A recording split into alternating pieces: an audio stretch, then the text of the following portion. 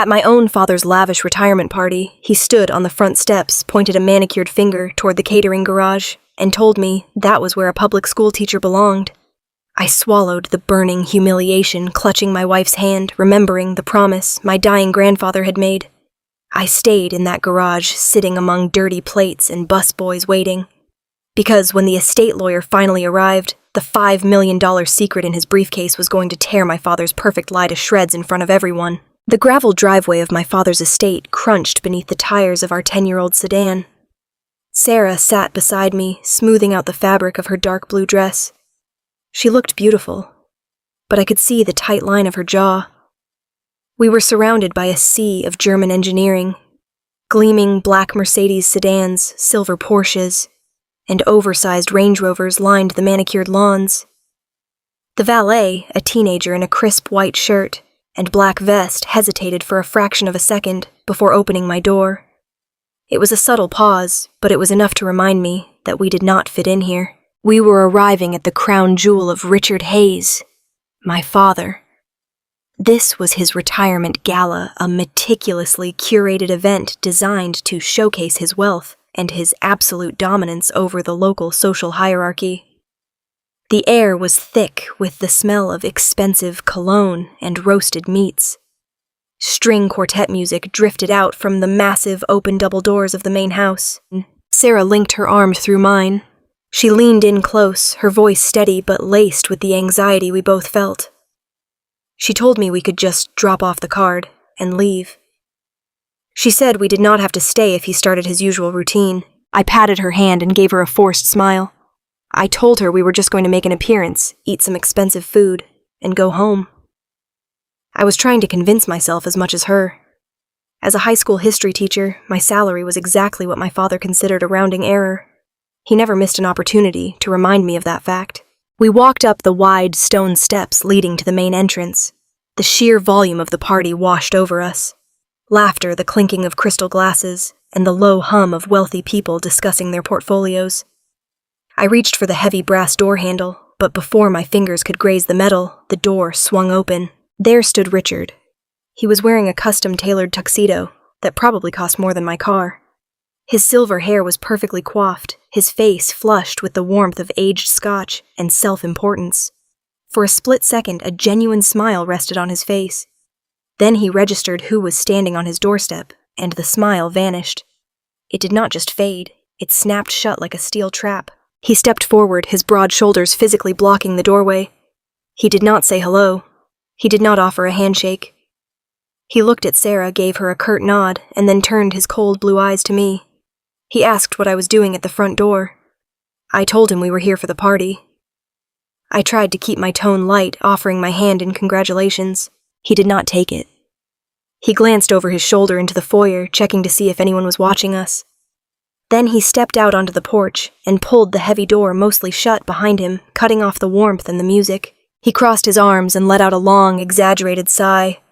He said we had a problem. He told me that Bradley, my younger brother, had just arrived with his venture capital investors. He said these were the men backing Bradley's massive new commercial real estate deal. The problem, my father explained, was that these highly important men had brought unexpected plus ones. I stared at him, not quite understanding the connection. I asked him what that had to do with Sarah and me. My father looked at me as if I were a slow child. He said there was no room at the main tables. He said the seating chart had been finalized for weeks, but these investors were VIPs. He simply could not turn away a man who managed $1 billion hedge fund just to save a seat for a public school teacher. The words hit me right in the chest. Sarah stiffened beside me. Her grip on my arm tightened like a vice. She opened her mouth to speak, but I squeezed her hand to stop her. I knew exactly how this game was played. If Sarah raised her voice, my father would spin it to make us look like the aggressive, ungrateful relatives. I asked him where he expected us to sit. I told him we were perfectly fine grabbing a couple of chairs at the back of the room, or even standing near the bar. My father shook his head. He said that would not work. He said his guests expected a certain caliber of company. He said mingling with someone who drove a rusted-out Honda and graded papers for a living would ruin the aesthetic of the evening. He told me that his friends thought I was a failure, and he was tired of having to explain why his eldest son had amounted to nothing. Then he raised his arm and pointed past me. He pointed down the sweeping driveway toward the detached 4-car garage. The garage doors were wide open. It was blindingly bright inside, illuminated by harsh fluorescent work lights. It was currently serving as the staging area for the catering company. I could see waitstaff in uniform rushing in and out. Stacks of dirty appetizer plates were piled high on folding tables. The smell of garbage and discarded food drifted out into the cool night air. My father told me to go wait in there. He said there were some folding chairs by the ice machines. He promised he would have a waiter bring us a plate of leftovers once the VIPs had been served their main course. He literally told me that was where I belonged. Out of sight. The silence that followed was deafening. The string quartet continued to play from inside the house, completely ignorant of the profound cruelty happening on the front porch. I looked at the man who had raised me. I searched his face for any sign of a joke, any hint of remorse. There was nothing. Just cold, hard annoyance that I was still standing in his way. Sarah let go of my arm. She stepped forward, putting herself between me and my father. Her voice was shaking with a rage so pure, it made the air around us feel electric. She looked him dead in the eye and told him he was a miserable, hollow man. She said we did not want his food, we did not want his charity, and we certainly did not want to spend another second on his property. She turned to me and grabbed my hand. She pulled me toward the driveway, her voice commanding. She told me we were leaving right now. My father chuckled. A short, dismissive sound. He told Sarah not to trip over her cheap heels on the way to the car. Then he turned his back on us and walked back into his glowing, perfect world, pulling the heavy door shut with a solid, echoing click. I stood frozen on these stone steps. Every instinct in my body screamed at me to follow Sarah to the car. My pride was bleeding out all over the front porch. I felt a hot, shameful flush creeping up my neck. I wanted to start the engine speed down the driveway and never speak to Richard Hayes again. But I could not move. My feet felt like lead. Sarah had walked halfway down the driveway before she realized I was not beside her. She stopped and turned around. The glow from the porch light caught the tears of frustration in her eyes. She asked me what I was doing. She demanded to know why I was just standing there. I took a deep breath. The cool air filled my lungs, grounding me. I walked down the steps, but I did not go to the car. I walked over to Sarah and gently took both of her hands in mine. I asked her to listen to me for 1 minute. I told her I hated this just as much as she did. I told her the humiliation was burning a hole in my stomach, but I also told her we could not leave. Sarah looked at me like I had lost my mind. She asked me why on earth we would stay to be treated like garbage. She pointed at the bright, noisy garage where the caterers were scraping half-eaten food into trash cans. She asked if I seriously intended to sit in there like a stray dog begging for scraps. I shook my head. I told her this was not about the party. It was not about my father, or Bradley, or their venture capital friends. I told her it was about Grandpa Walter. Grandpa Walter had passed away exactly 1 week ago. He was the only person in this family who had ever treated me with genuine respect. While my father and brother were obsessed with status stock portfolios and country club memberships, Grandpa Walter had spent his life working the massive 500-acre Hayes Valley farm. He had dirt under his fingernails until the day he died. He was the one who encouraged me to become a teacher. He told me that shaping minds was worth more than shifting money. I pulled my cell phone out of my pocket. I looked at the screen, staring at the saved voicemails. I reminded Sarah of the message Grandpa had left me 3 days before his heart finally gave out. I had played it for her a dozen times, but I recited the words to her now standing in the driveway because I needed her to understand. I repeated his exact words. Grandpa had said, "Tommy, things are going to get ugly when I am gone. Your father thinks he has everything figured out. He thinks the land is his ticket to the big leagues, but I made sure the record is straight. You go to your father's big retirement bash. You stay there no matter what he says or does to you. Mr. Sterling is going to arrive at 9 o'clock sharp, and when he opens his briefcase, you are going to see exactly what I think of you." Sarah stared at the phone in my hand. Her anger was still there radiating off her, but I could see the shift in her eyes. The confusion and the sudden spark of curiosity. Mr. Sterling was not just any lawyer. He was the most feared estate attorney in the county, a bulldog in a three-piece suit who had managed the Hayes family legal affairs for 4 decades.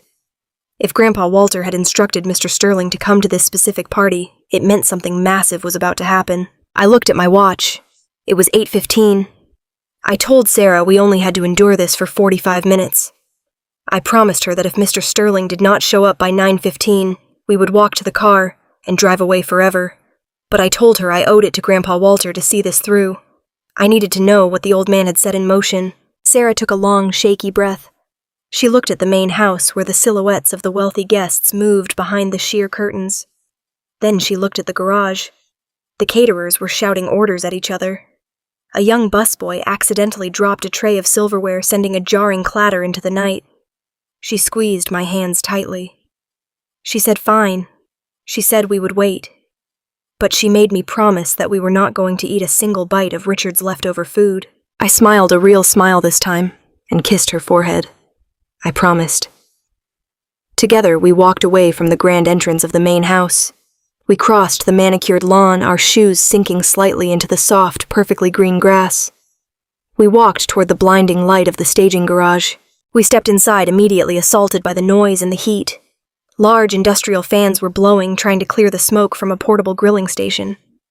Waiters brushed past us, carrying trays of champagne flutes and bacon-wrapped scallops. The smell of truffles mixed unpleasantly with the odor of industrial dish soap. A catering manager in the black polo shirt stopped dead in his tracks when he saw us. He looked at Sarah's elegant blue dress and my suit. He looked completely bewildered.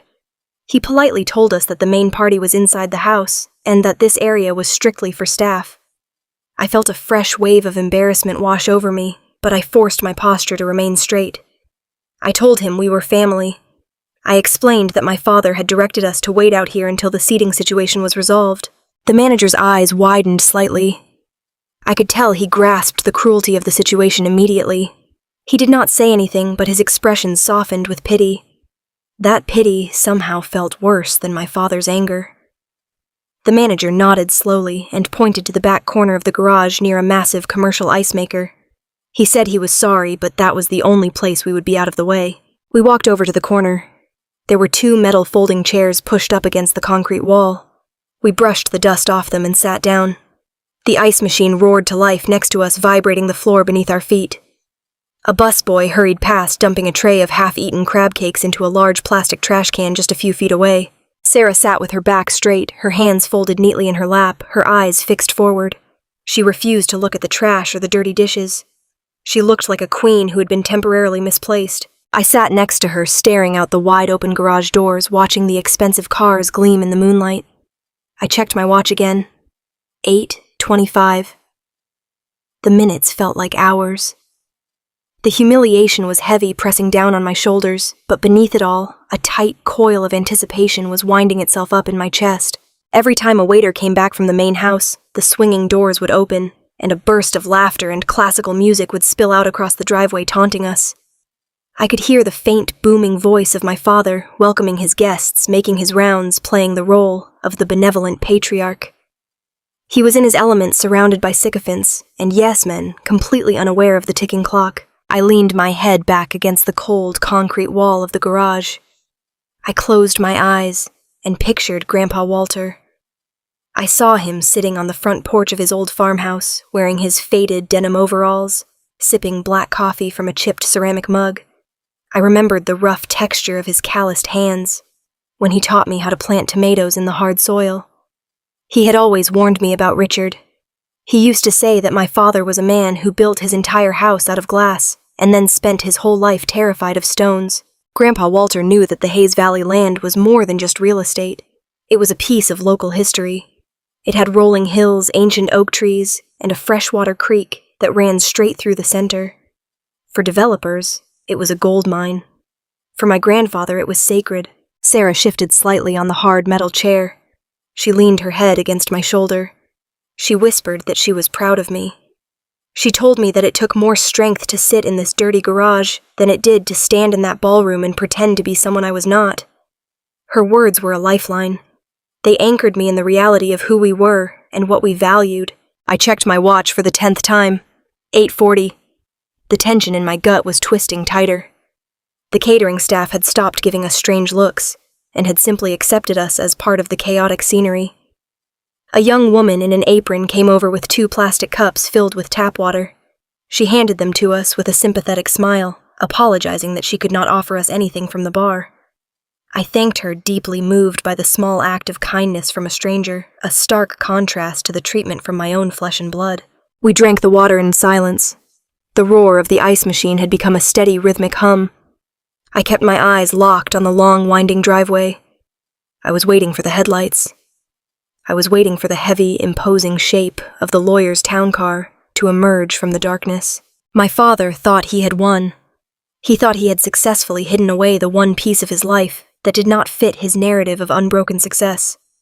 He thought burying me in the garage would protect his image in front of his wealthy friends and Bradley's venture capital investors. He had no idea that he had placed me exactly where I needed to be to watch his empire fall. The minutes ticked by, slow and heavy, dragging us closer to the top of the hour. We sat in the noise and the heat, surrounded by the physical evidence of my father's excess, waiting for the lawyer, who was coming to set the record straight. The minutes dragged on like heavy stones. I kept my eyes fixed on the dark stretch of driveway visible through the open garage doors. The catering staff buzzed around us, an army of white shirts and black aprons moving in a frantic choreographed panic. Sarah and I sat in our corner next to the roaring ice machine, 2 ghosts haunting a banquet we were not allowed to attend. I checked my watch again. 8:45. We only had 15 minutes left until Grandpa Walter's lawyer was supposed to arrive. Just as I lowered my wrist, the heavy fire door that connected the garage to the main house swung open with a loud bang. The blast of cool air-conditioned air from the house cut through the greasy heat of the garage. I looked over, expecting to see another frantic waiter rushing in for more appetizers. Instead, I saw my younger brother. Bradley stood in the doorway, a smug, relaxed smile playing on his lips. He was wearing a deep, burgundy velvet dinner jacket that looked entirely out of place in a working kitchen. Next to him was his wife, Chloe. She was poured into a shimmering silver dress, her blonde hair perfectly styled, holding a half-empty crystal champagne flute. They did not look like people escaping a crowded party for a breath of fresh air. They looked like hunters who had finally cornered their prey. Bradley let the fire door close slowly behind him, cutting off the sounds of the string quartet. He took a deliberate sweeping look around the garage. He took in the stacks of dirty plates, the overflowing trash cans, and the sweating kitchen staff. Then his eyes locked onto me and Sarah sitting on our metal folding chairs. His smile widened into something genuinely cruel. He clapped his hands together slowly, the sound sharp and echoing over the hum of the industrial refrigerators. He announced loudly that he had been looking all over the estate for us. He walked toward us, Chloe trailing closely behind him, her heels clicking sharply on the grease-stained concrete floor. He said Dad told him we had decided to hang out with the help. He asked if we were enjoying the ambiance. I did not stand up. I stayed seated, keeping my posture relaxed, refusing to give him the satisfaction of a reaction. I told Bradley that we were doing just fine. I told him we were simply waiting for the right moment to make our exit. Chloe stepped forward, wrinkling her nose as a busboy hurried past with a tray of dirty coffee cups. She fanned the air in front of her face with her manicured hand. She said the smell in here was absolutely revolting. She looked at Sarah, her eyes raking over Sarah's modest blue dress. Chloe asked how Sarah could bear to sit in such filth, adding a fake sympathetic pout. Sarah met Chloe's gaze without blinking. Sarah said she had seen worse things working a 12-hour shift in the emergency room. She said you learn to ignore the smell of rot when you have to. It was a subtle, perfectly delivered insult, and I saw Chloe's jaw tighten. Bradley laughed, but it was a dry, humorless sound. He stepped closer, invading my personal space. He said it was a shame we were missing the real party inside. He boasted that his venture capital investors were having the time of their lives. He made sure to emphasize the words venture capital, puffing his chest out. He told me these men were prepared to write checks with more zeros than I would see in a lifetime of grading history papers. I looked up at him. I asked him what he wanted, Bradley. I told him he had an entire ballroom full of rich friends to impress, so there was no reason for him to be slumming it out here in the garage with the failures. Bradley leaned down, resting his hands on his knees, so he was at eye level with me. He said he just came out to check on the catering. He complained that his investors were getting restless.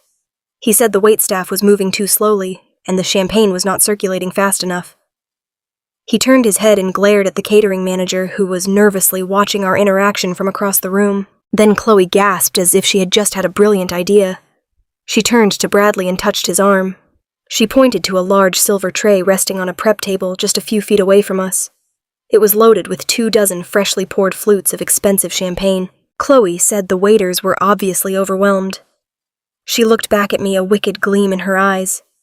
She suggested that since I was not doing anything useful, I should make myself handy. She told me to grab that tray and carry it into the VIP lounge. She said it would be a great way for me to finally contribute to the family instead of just taking up space. I stared at her. I could not believe the sheer audacity of the request. I knew they wanted to humiliate me, but treating me like an unpaid servant in front of the entire kitchen staff was a new low, even for them. I kept my voice low and dangerously calm. I told Chloe absolutely not. I told her I was not her waiter, and I was not stepping foot inside that house to serve Bradley's friends. Bradley stood up straight, his face darkening. The playful, mocking tone vanished, replaced by the arrogant aggression he had perfected over the years. He took a step toward the prep table and grabbed the heavy silver tray of champagne with both hands. He walked back over to me, holding the tray out. The fragile crystal glasses clinked together, threatening to spill over the rims. He ordered me to stand up. He said a high school teacher should be used to serving his betters. He said Dad was right about me. He said I had no drive, no ambition, and no respect for the people who actually built wealth in this family. He shoved the tray closer to my chest, demanding that I take it. Sarah shot up from her chair. She stepped right in front of Bradley, her voice cutting through the noise of the garage like a whip. She told Bradley to back off. She warned him that if he pushed that tray 1 inch closer to her husband, he was going to deeply regret it. Bradley scoffed. He looked at Sarah with pure contempt. He told her to shut her mouth. He said this was family business, and she was just a nurse who married a loser. That was the breaking point. I stood up, pushing my chair back so hard it scraped loudly against the concrete. I stepped around Sarah, putting myself directly between her and my brother. I looked Bradley dead in the eyes. I told him not to ever speak to my wife that way again. I told him he was a fraud playing dress-up with other people's money. Bradley's face turned crimson. He lost whatever tiny sliver of control he had left. He lunged forward, trying to forcefully shove the heavy silver tray directly into my hands. He wanted to physically compel me to hold it. I did not reach out. I kept my arms firmly at my sides. I refused to catch it. Bradley's momentum carried him forward. When he realized I was not going to take the weight of the tray, he tried to pull it back, but it was too late. The heavy silver platter tilted wildly out of his grasp. It felt like the moment happened in slow motion. The tray slipped from his hands. 24 crystal champagne flutes slid toward the edge. The whole thing crashed onto the concrete floor between us. The sound was deafening. It was an explosive, violent shattering of crystal and heavy metal that echoed off the high cinder block walls. Champagne sprayed everywhere, soaking the bottom of Bradley's expensive velvet jacket and splashing across my shoes. The entire garage went dead silent. The catering staff froze in their tracks. The loud roar of the ice machine suddenly seemed inadequate to cover the intense, suffocating quiet that blanketed the room. Nobody moved. Nobody breathed. Bradley stared down at the ruined champagne and the shattered glass. His mouth opened and closed, but no words came out. He looked shocked, as if he could not fathom that his actions had actual consequences. Then, the fire door burst open. My father stood in the doorway. He looked like a storm about to make landfall. The loud crash had carried all the way down the hallway, and Richard Hayes did not tolerate disruptions at his meticulously planned events. He stormed into the garage, his expensive dress shoes crunching over the shards of broken crystal. He took one look at the scene. He saw Bradley standing there with a stunned expression, champagne soaking his trousers. He saw the ruined tray. And he saw me standing tall, completely unapologetic. Richard did not ask what happened. He did not ask for my side of the story. He did not care about the truth. He only cared about optics. And right now, his golden child looked like a fool, and the son he despised was standing right in the middle of the mess. His face twisted into a mask of pure, unfiltered rage. He pointed a trembling finger directly at my chest. He screamed at the top of his lungs, his voice echoing off the walls. He yelled that I was a disaster, He screamed that I ruined everything I touched. He yelled that he had graciously allowed me to stay on the property, and this was how I repaid him, by throwing a violent tantrum and assaulting my own brother. I opened my mouth to defend myself. I tried to tell him that Bradley had forced the tray on me, that Bradley had dropped it. Richard cut me off. He roared at me to shut up. He said he did not want to hear another pathetic excuse. He stepped closer, his face inches from mine, his breath smelling heavily of scotch. He lowered his voice to a vicious, shaking whisper. He told me that as of this moment, I was completely written out of the family. He said I was dead to him. He said I would not see a single dime of his money. I would not inherit a single grain of dirt from the Hayes estate, and he never wanted to see my face again. Then he spun around and yelled toward the open garage doors. He bellowed for security. 2 large men in matching black suits ran into the garage from the driveway. They were private security hired for the evening to keep out crashers and paparazzi. They approached quickly, their eyes locked on me. Richard pointed at me again. He ordered the guards to throw me off the property. He told them to drag me to the street if they had to. He said if I tried to come back, they were to call the police and have me arrested for trespassing. One of the security guards reached out and grabbed my right arm. His grip was incredibly tight, his fingers digging into my bicep. The second guard moved around behind me, reaching for my other shoulder. Sarah screamed at them to let me go. She was frantically pulling at the guard's arm, her voice raw with panic and outrage. Bradley and Chloe just stood there watching the scene unfold, with triumphant smirks on their faces. My father watched with cold satisfaction, finally getting the ultimate victory he had always wanted. He was publicly discarding me. I felt a surge of adrenaline pump through my veins. The humiliation burned away, replaced by a cold, hard anger. I planted my feet firmly on the concrete. I was not going to let them drag me out like a criminal. I jerked my arm hard, trying to break the guard's grip. He was strong, but I was fighting with the weight of 30 years of resentment. I shouted at the guard to take his hands off me. I told him I would walk out on my own. The guard ignored me. He pulled harder, dragging me a few inches toward the open garage doors. The catering staff pressed themselves against the walls, terrified to get involved in the wealthy family's violent drama. We struggled closer to the opening of the garage. The cool night air hit my face. I was staring out into the darkness of the driveway, fighting against the 2 massive men pulling me backward. Then a pair of headlights swept across the manicured lawn. The bright halogen beams cut through the darkness, illuminating the long driveway. The security guards paused for a fraction of a second, distracted by the sudden light. A long, pristine black Lincoln town car pulled up the driveway. It moved with a slow, deliberate weight, tires crunching softly on the gravel. It bypassed the valet stand completely. It did not head toward the main entrance where the Porsches and Mercedes were parked. Instead, the heavy vehicle drove straight toward the detached garage. It came to a smooth, silent stop, just 10 feet away from where the guards were holding me. The headlights switched off. The engine purred to a quiet stop. The rear door of the Lincoln opened. A man stepped out into the glow of the garage's fluorescent lights.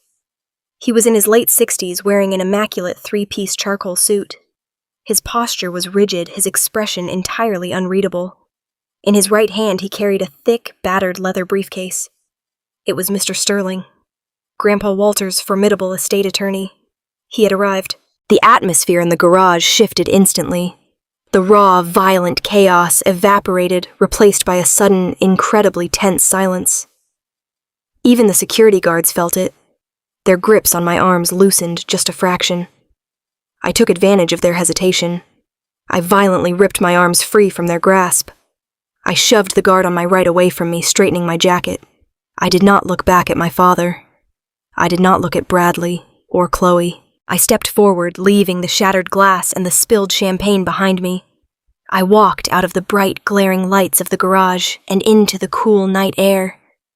I walked directly toward the lawyer. I knew right then, staring at the leather briefcase in his hand, that the real reason for this night was about to begin. The cool night air was a sharp contrast to the suffocating heat of the garage. I stood on the gravel driveway, my heart pounding a heavy rhythm against my ribs, watching Mr. Sterling approach. The formidable estate attorney did not look at the security guards. He did not look at the shattered crystal or the spilled champagne seeping into the concrete. His eyes were fixed entirely on me, holding a weight of solemn purpose that commanded absolute respect. Then the heavy fire door of the garage slammed shut. My father stepped out into the driveway. A few seconds ago, Richard Hayes had been a red-faced tyrant screaming for me to be thrown into the street. But the moment his eyes landed on the immaculate charcoal suit of Mr. Sterling, a terrifying transformation took place. It was as if a switch had been flipped inside his brain. The rage instantly evaporated from his features. His shoulders relaxed. His harsh, jagged breathing smoothed out into a calm, practiced rhythm. He smoothed the lapels of his custom tuxedo and pasted a warm, welcoming smile onto his face. The shift was so fast and so complete that it made my stomach turn. Richard walked past me as if I were nothing more than a statue. He extended both of his hands toward the lawyer, his voice dripping with forced charm. He welcomed Mr. Sterling to the estate. He apologized for the confusion out by the garage, waving his hand dismissively at the catering mess. He smoothly lied, claiming there had just been a minor misunderstanding with the staff, and that I was just leaving. Mr. Sterling stopped walking. He looked down at Richard's outstretched hands. He did not take them. He simply adjusted his grip on the battered leather briefcase he carried. His voice was dry and devoid of any warmth. He told my father that he was not here to socialize. He stated that he was here to execute the final wishes of Walter Hayes, and he requested a quiet place to formally read the documents. Richard did not let the rejection faze him. His smile simply widened, taking on a triumphant edge. He assumed the lawyer was acting cold purely out of professional courtesy. He told Mr. Sterling that there was no need for a quiet back room. He proudly declared that tonight was a celebration of the Hayes family legacy. He insisted that the reading of his father's final deed should be done in front of his closest friends, his family, and his esteemed business partners. My father turned around and clapped his hands together. He ordered the security guards to step back. He looked at me, a smug, arrogant glint in his eye. He told me that since I was already here, I might as well stay and watch how a real man inherits his kingdom. He said it would be an educational experience for me.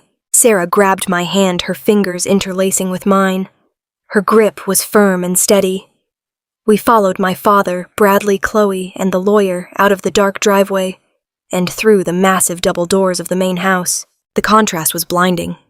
We stepped out of the grease and the garbage and walked directly into a world of overwhelming opulence.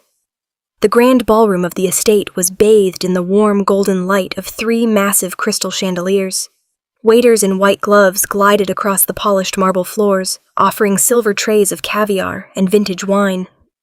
The room was packed with the wealthiest and most influential people in the county. Local politicians, bank executives, and Bradley's precious venture capital investors were all mingling, laughing, and clinking their glasses. Richard walked straight to the center of the room. He marched up to the small, raised stage where the string quartet was playing. He held up his hand and sharply signaled for the musicians to stop.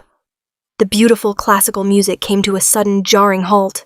The low hum of conversation slowly died down as the wealthy guests turned their attention to the host. Richard grabbed a microphone from a stand near the edge of the stage.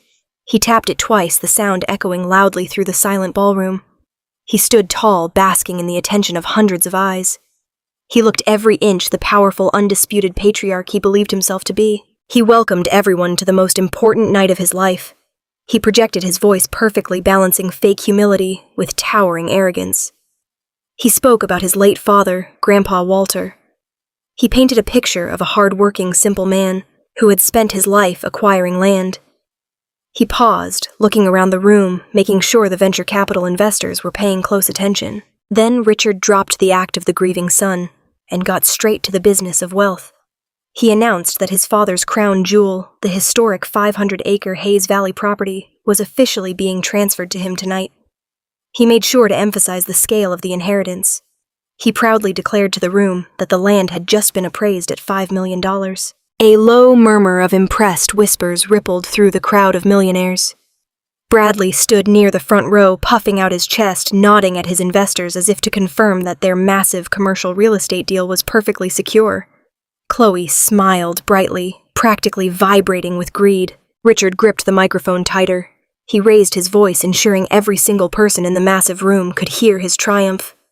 He declared that with this $5 million deed in his hands, The Hayes family was finally stepping out of the dirt and into the future. He looked directly at Bradley's investors and promised them that the new commercial development project would break ground within the month.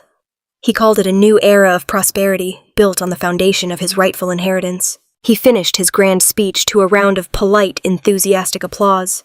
He turned to the side of the stage where Mr. Sterling was standing quietly with his leather briefcase.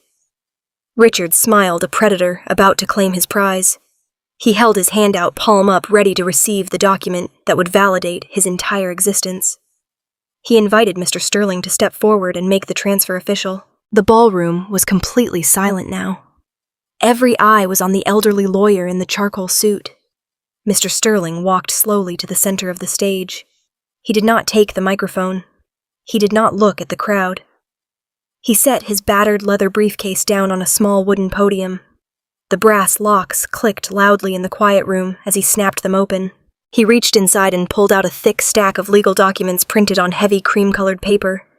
He closed the briefcase and rested the documents on top of it. He reached into his breast pocket, pulled out a pair of silver reading glasses, and carefully placed them on his nose. Richard took a step closer, his outstretched hand still waiting. He whispered loudly enough for the front row to hear, telling the lawyer to go ahead and hand it over so they could get back to the party. Mr. Sterling completely ignored my father's outstretched hand. He did not even look at him. He looked down at the documents, cleared his throat, and began to read. His voice was not amplified by the microphone, but it was incredibly sharp and clear, carrying easily to the back of the silent room. He began with the standard legal preamble. He stated the date, the name of the deceased, and the legal description of the 500-acre Hayes Valley estate. He confirmed the exact appraised value of $5 million, free and clear of any liens or mortgages. Richard was practically bouncing on his heels. The anticipation was radiating off him. He was seconds away from absolute victory. Then Mr. Sterling turned to the second page. He looked up from the document, his eyes scanning the crowd, till they found me standing in the back of the room holding Sarah's hand. The lawyer looked back down at the paper. He announced that it was the final, unalterable will and testament of Walter Hayes, that the entirety of the Hayes Valley estate, including all structures, water rights, and the full $5 million deed be transferred immediately and irrevocably. Mr. Sterling paused. He took a slow breath. He read the next sentence. He announced that the estate was transferred solely and exclusively to his eldest grandson, Thomas Hayes. The words hung in the air. For a fraction of a second, nobody reacted. The wealthy guests simply did not understand. They had just listened to a 10-minute speech from Richard claiming the land was his. They were confused by the sudden introduction of a new name. Richard froze. His outstretched hand dropped slowly to his side. The triumphant, arrogant smile remained plastered on his face, but it was now completely rigid like a mask that had cracked down the middle. He blinked once, twice. He let out a short, nervous chuckle. He stepped toward the podium and told Mr. Sterling he must have misread the name. He told the lawyer to check the paperwork again, insisting it was supposed to say Richard Hayes. Mr. Sterling did not flinch. He looked at my father over the rims of his silver glasses. He stated firmly that there was no mistake. He said Walter Hayes was of sound mind and body when he drafted this document, and he was very specific about his intentions. He repeated louder this time that the sole heir to the $5 million property was Thomas Hayes. Bradley's jaw dropped open. The color completely drained from his face. He looked frantically at his venture capital investors. The men in the expensive suits were no longer smiling. They were staring at Bradley with hard, calculating eyes, suddenly realizing that the massive collateral they had been promised did not belong to the man who promised it. Mr. Sterling was not finished. He tapped the heavy cream paper with his index finger. He announced that there was a final addendum written in Walter's own handwriting to be read aloud at the time of the transfer. The lawyer adjusted his posture and read my grandfather's exact words. He read, "I leave this land to the only man in this family who knows the value of dirt rather than the price of a country club. I leave it to Thomas so he can protect it from the vultures who only know how to consume." The party went dead silent. The silence was absolute and terrifying. It was the sound of a carefully constructed multi-million-dollar lie collapsing in on itself. Not a single person coughed. Not a single glass clinked. The absolute public humiliation of Richard Hayes was complete, in front of his closest friends, his business rivals, and the men holding the keys to his financial future. Richard's grand narrative had been shattered into a million pieces. He was not the patriarch. He was not the sole heir. His own father had publicly labeled him a vulture and completely bypassed him for the son he had banished to the garage. I stood at the back of the room feeling a massive, overwhelming wave of vindication wash over me.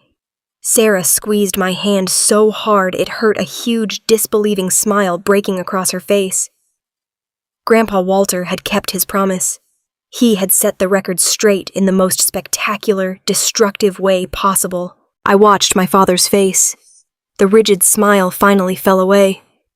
The realization of what had just happened hit him like a physical blow. The color returned to his face, but it was not the healthy flush of alcohol. His skin turned a deep, mottled purple.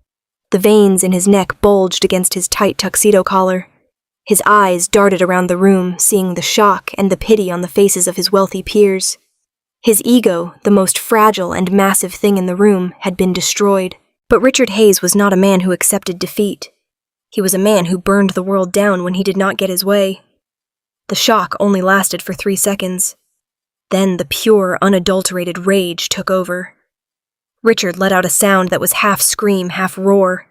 He lunged forward and violently ripped the microphone out of the stand.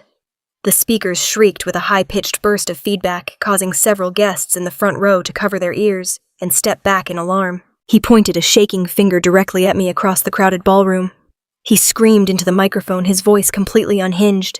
He shouted that it was a lie. He screamed that I was a thief and a fraud. He completely abandoned his carefully cultivated image of the calm, wealthy host. He yelled to the terrified crowd that I had manipulated a dying man. He accused me of sneaking into my grandfather's hospital room and forcing him to sign away his legacy.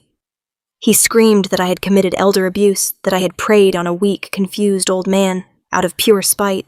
The investors began to back away toward the exits, whispering furiously to each other. Bradley was frozen in panic. Mr. Sterling calmly closed his leather briefcase, entirely unmoved by the screaming man beside him. I stood my ground, staring down my father's furious gaze, holding the $5 million truth, while he desperately tried to drown it out with his lies.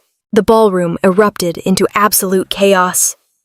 The piercing screech of microphone feedback was still echoing off the crystal chandeliers when the reality of Richard's public meltdown finally hit the crowd.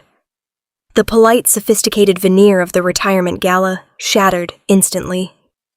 These were wealthy, image-conscious people, and the one thing they feared more than losing money was being caught in the middle of a public scandal. The venture capital investors were the first to move.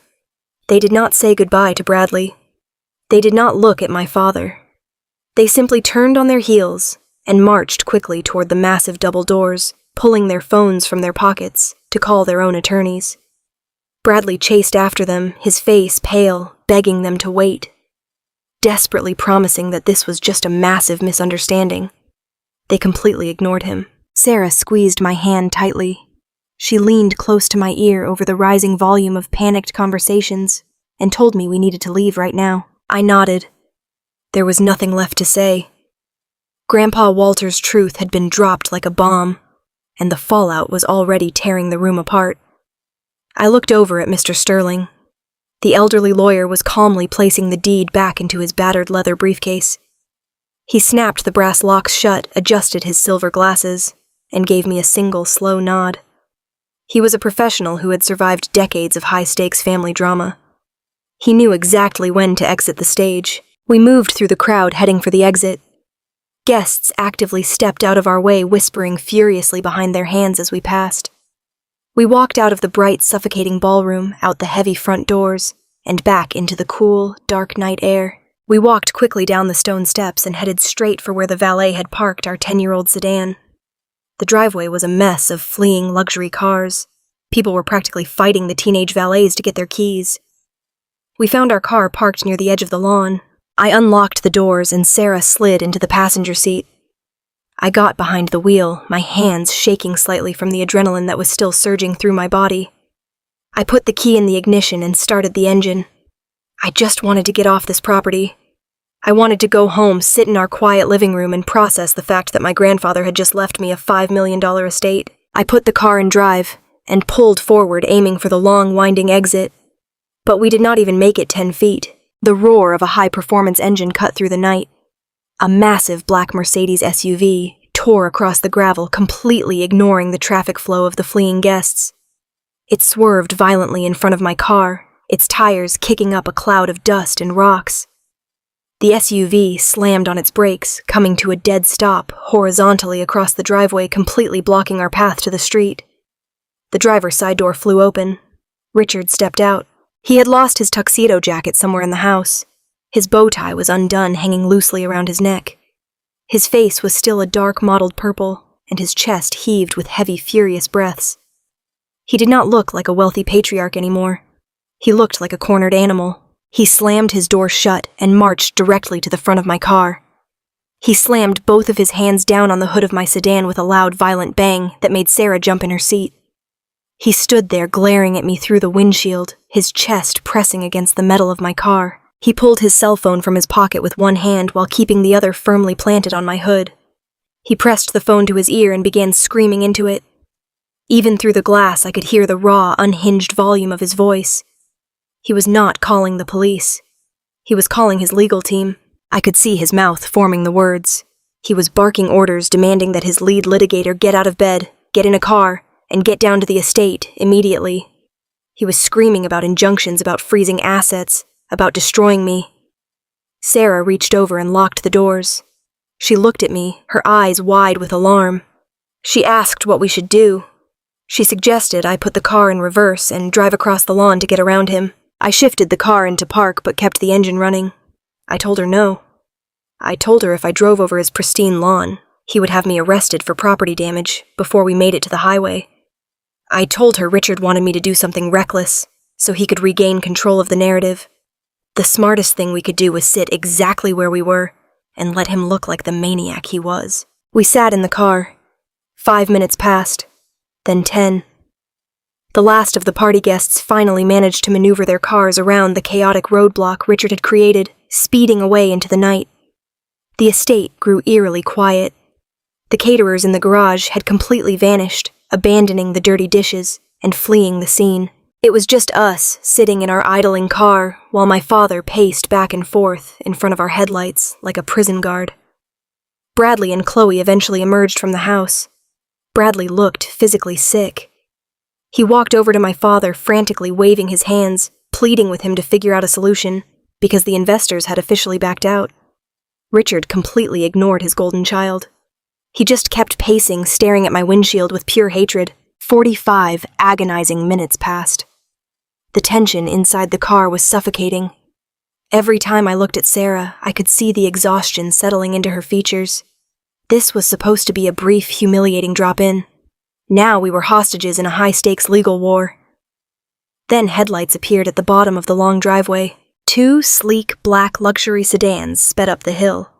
They drove with aggressive precision, pulling up right behind Richard's blocking SUV. The doors opened in unison. 4 men in dark tailored suits stepped out into the gravel.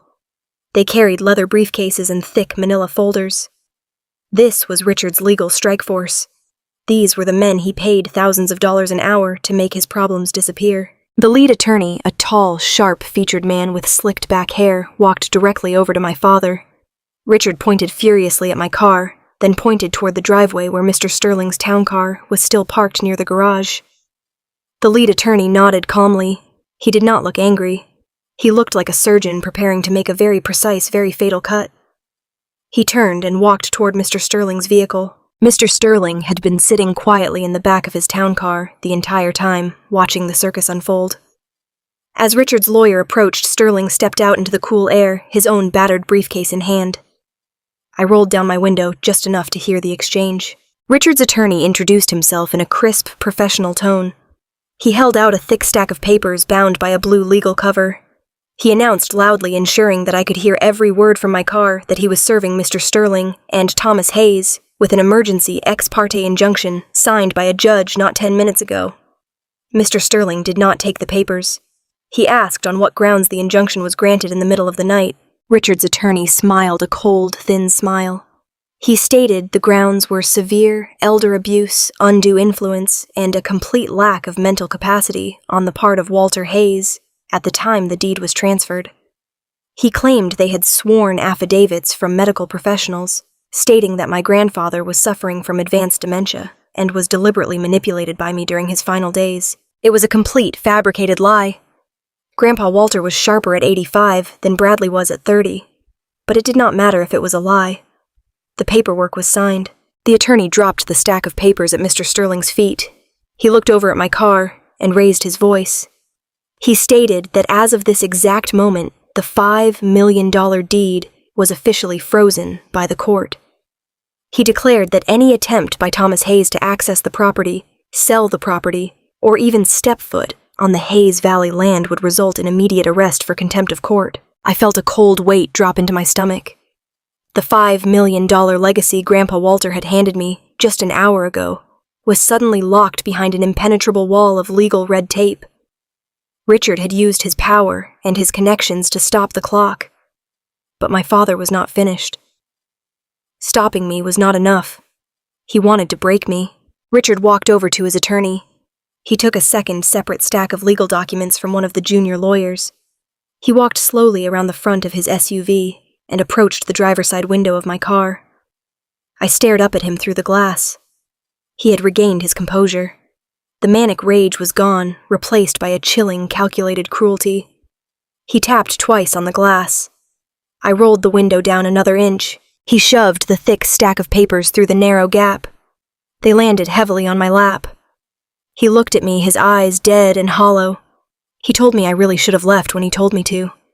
He said I had cost him his investors his business deal and his reputation.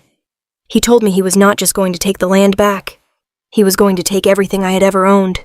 He stated that the papers on my lap were a formal $2 million civil lawsuit for defamation, tortious interference, and intentional infliction of emotional distress. He named me as the primary defendant, and he named Sarah as a co-conspirator. Sarah gasped beside me. She covered her mouth with her hand, staring in horror at the legal documents resting on my legs. Richard leaned down so his face was inches from the gap in the window. He spoke in a quiet, venomous whisper. He told me he knew exactly how much money a public school teacher made. He knew how much Sarah made at the hospital. He said this lawsuit was designed to drag on for years. He promised he would bury us in discovery motions, depositions, and legal fees until our savings were drained, our credit was destroyed, and the bank foreclosed on our tiny little house. He said he was going to bleed us dry. He told me that by the time his lawyers were finished with us, I would be begging him to take the $5 million deed, just so we could afford to buy groceries.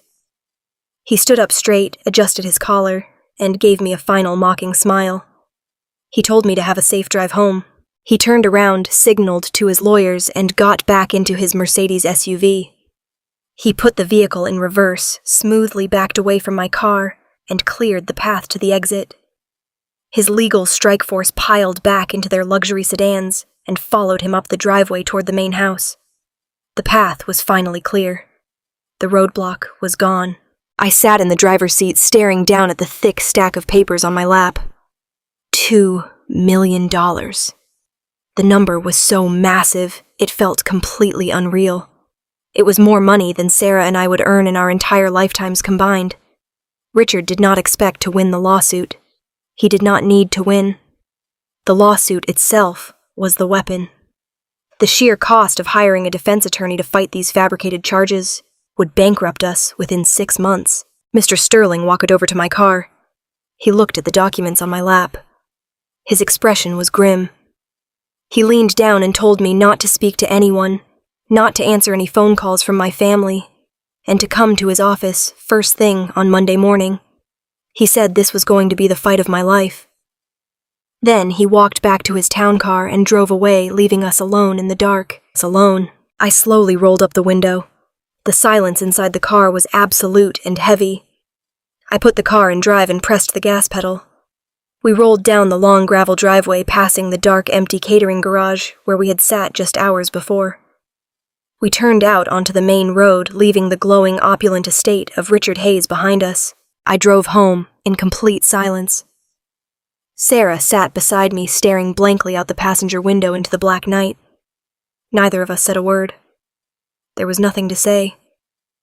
I drove through the quiet streets of our modest neighborhood and pulled our 10-year-old sedan into the driveway of our small, single-story house. I turned off the ignition. The engine ticked as it cooled down. I looked down at my hands resting on the steering wheel. Sitting right next to me on the center console was the copy of the deed Mr. Sterling had handed me before the chaos truly erupted. It was a single piece of heavy cream paper. It declared that I was the sole owner of $5 million worth of prime real estate. But that piece of paper was currently useless. It was frozen behind a wall of high-priced lawyers and emergency injunctions. Right beneath that deed rested the thick, heavy stack of the defamation lawsuit. That stack of paper was very real, and it was active. It was a ticking time bomb waiting to destroy our lives. We walked into our dark house. We did not turn on the lights. We were holding a $5 million inheritance that we could not touch, and we were suddenly facing a brutal, merciless legal war that threatened to take away our home, our savings, and our future.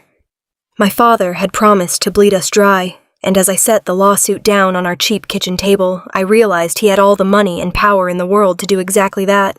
At my own father's lavish retirement party, he stood on the front steps, pointed a manicured finger toward the catering garage, and told me that was where a public school teacher belonged.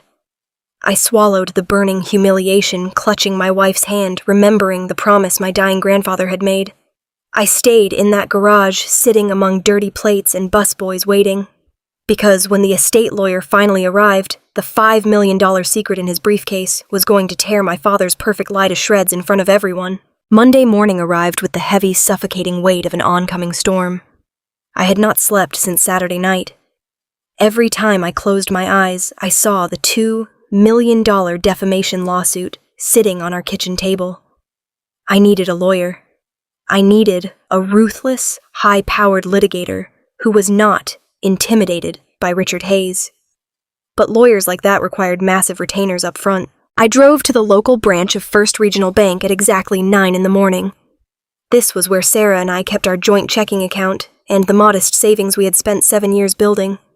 It was not a fortune, but there was $20,000 in that savings account. It was our safety net. Today, it was going to be my war chest.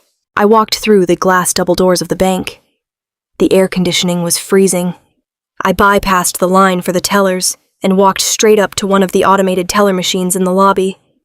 I just wanted to check the exact balance before I went to a teller to request a certified cashier's check. I pulled my debit card from my wallet. My hands were still tense, carrying the residual anxiety of the weekend. I slid the plastic card into the machine. I typed in my 4-digit PIN. The screen loaded for a second. I pressed the button to view my savings account balance. The screen flashed red. A short, bold message appeared. It said, "Transaction declined. Please contact your financial institution." I frowned. I assumed it was a glitch. The machine was old, and sometimes the chip reader failed. I pressed cancel, took my card out, wiped the chip on my shirt, and pushed it back into the slot. I typed my PIN again. I tried to pull up my checking account this time. The same red screen flashed. Transaction declined. Account frozen. A cold knot formed in my stomach. I took my card out and walked over to the teller line. There were only 2 people ahead of me. I waited, tapping my shoe against the carpeted floor. When it was my turn, I walked up to the counter. The teller was a young woman with a friendly smile and a plastic name tag. I handed her my debit card and my driver's license. I asked her to look up my accounts. I told her the machine outside was malfunctioning and giving me an error message about a frozen account. She smiled warmly and typed my name into her keyboard. She swiped my card. Her smile instantly vanished. The color drained from her cheeks. She stared at her computer screen for a long, uncomfortable moment. She did not look back up at me. She nervously clicked her mouse a few times. I asked her what was wrong. She stammered. She slid my driver's license and debit card back across the counter. She kept her voice very low, barely a whisper. She told me she could not process any transactions for me today. She said there was a hard lock placed on all of my accounts, including the joint checking account I shared with my wife. I asked her what a hard lock meant. I told her I had $20,000 in savings, and my mortgage was due on Thursday. She looked around the lobby nervously. She told me she did not have the authorization to discuss the details. She told me I needed to speak with the branch manager immediately. She pointed toward a row of glass-walled offices at the back of the bank. I grabbed my card and walked straight back there. I did not wait for permission. I opened the door to the branch manager's office and stepped inside. The manager was a man named Arthur. He had worked at this branch for 15 years. He approved the loan for my first car. He approved the mortgage for our small house. He knew me, and he knew my family. Arthur looked up from his desk as I walked in. He did not look surprised to see me. He looked deeply uncomfortable. He stood up, adjusted his tie, and gestured for me to sit down in the chair opposite his desk. I did not sit. I stood over his desk and demanded to know why my money was being held hostage. Arthur sighed heavily. He closed the laptop screen on his desk. He looked at me with genuine pity. He told me to please sit down. He said this was not a mistake, and yelling at him was not going to fix it. I slowly lowered myself into the chair. I asked him to explain exactly what was happening. Arthur folded his hands on top of his desk. He explained that at 6 o'clock this morning, the bank's internal security system triggered an emergency fraud review on all accounts linked to my social security number. He said the fraud department placed a complete freeze on my assets. No withdrawals, no transfers, no debit card purchases. Nothing could go out and nothing could come in. I stared at him in disbelief. I asked him what possible fraud they were investigating. I told him I deposited a teacher's paycheck twice a month and paid my utility bills. I was not running a criminal enterprise. Arthur lowered his voice. He looked around his own office as if he were afraid someone was listening. He told me that the fraud review was triggered by a legal flag. He said the bank's legal department received a copy of an emergency court injunction late Sunday night. He spelled it out for me. He said the injunction claimed I was actively engaged in the financial exploitation of an elderly family member. It claimed I had used undue influence to steal a $5 million property from Walter Hayes. The room started to spin.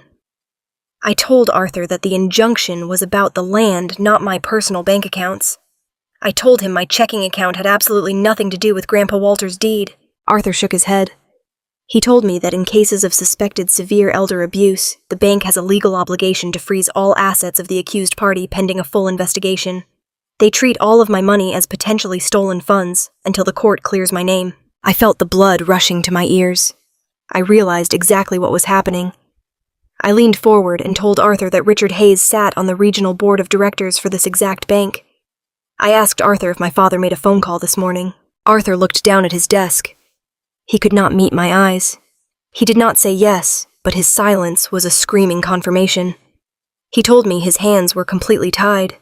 He said the hold came down from the corporate executive level. He said he could not lift the freeze even if he wanted to. I asked him how long the investigation would take. Arthur looked back up at me. He looked sick to his stomach.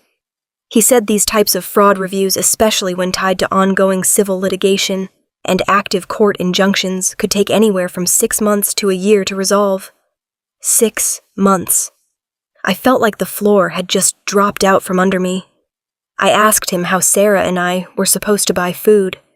I asked him how we were supposed to pay our mortgage in 3 days. Arthur swallowed hard. He reached into his pocket, pulled out his own leather wallet, and took out 2 $100 bills. He placed the cash on the desk and slid it toward me. He said he was personally sorry. He said this was the only help he could offer. I looked at the $200. It was an insult disguised as charity. I did not touch the money. I stood up, turned my back on him, and walked out of the office. I walked out of the freezing bank lobby and into the bright morning sun. The heat felt oppressive. I got into my car and just sat there gripping the steering wheel. Richard had not just filed a lawsuit. He had completely cut off my oxygen. He used his position on the bank's board of directors to weaponize the legal injunction. He took a dispute over real estate and turned it into a total financial blockade. I drove home in a daze. I pulled into our driveway and stared at the front door of our house, the house we were about to lose because we could not pay the mortgage. I walked inside. The house was quiet. Sarah was supposed to be working a 12-hour shift at the hospital. I walked into the kitchen to grab a glass of water. My phone buzzed in my pocket. It was Sarah. I answered it immediately. Her voice was shaking. She sounded like she was crying in a bathroom stall. She told me she had to leave work. She said she was coming home early. I asked her what happened. My heart hammered against my ribs. I asked if she was hurt. She took a ragged breath. She told me she had almost made a critical mistake with a patient's medication. She said she was so exhausted, so consumed by the stress of the weekend, and the massive defamation lawsuit hanging over our heads that her hands were shaking while she was drawing a syringe. The charge nurse had noticed her trembling and pulled her aside. Sarah told me the charge nurse asked if everything was okay at home. Sarah could not hold it together. She broke down in the medication room. The hospital administration told her to take a few days off unpaid to handle her personal crisis. They told her she was a liability on the floor right now. I closed my eyes. The guilt crashed over me like a physical weight.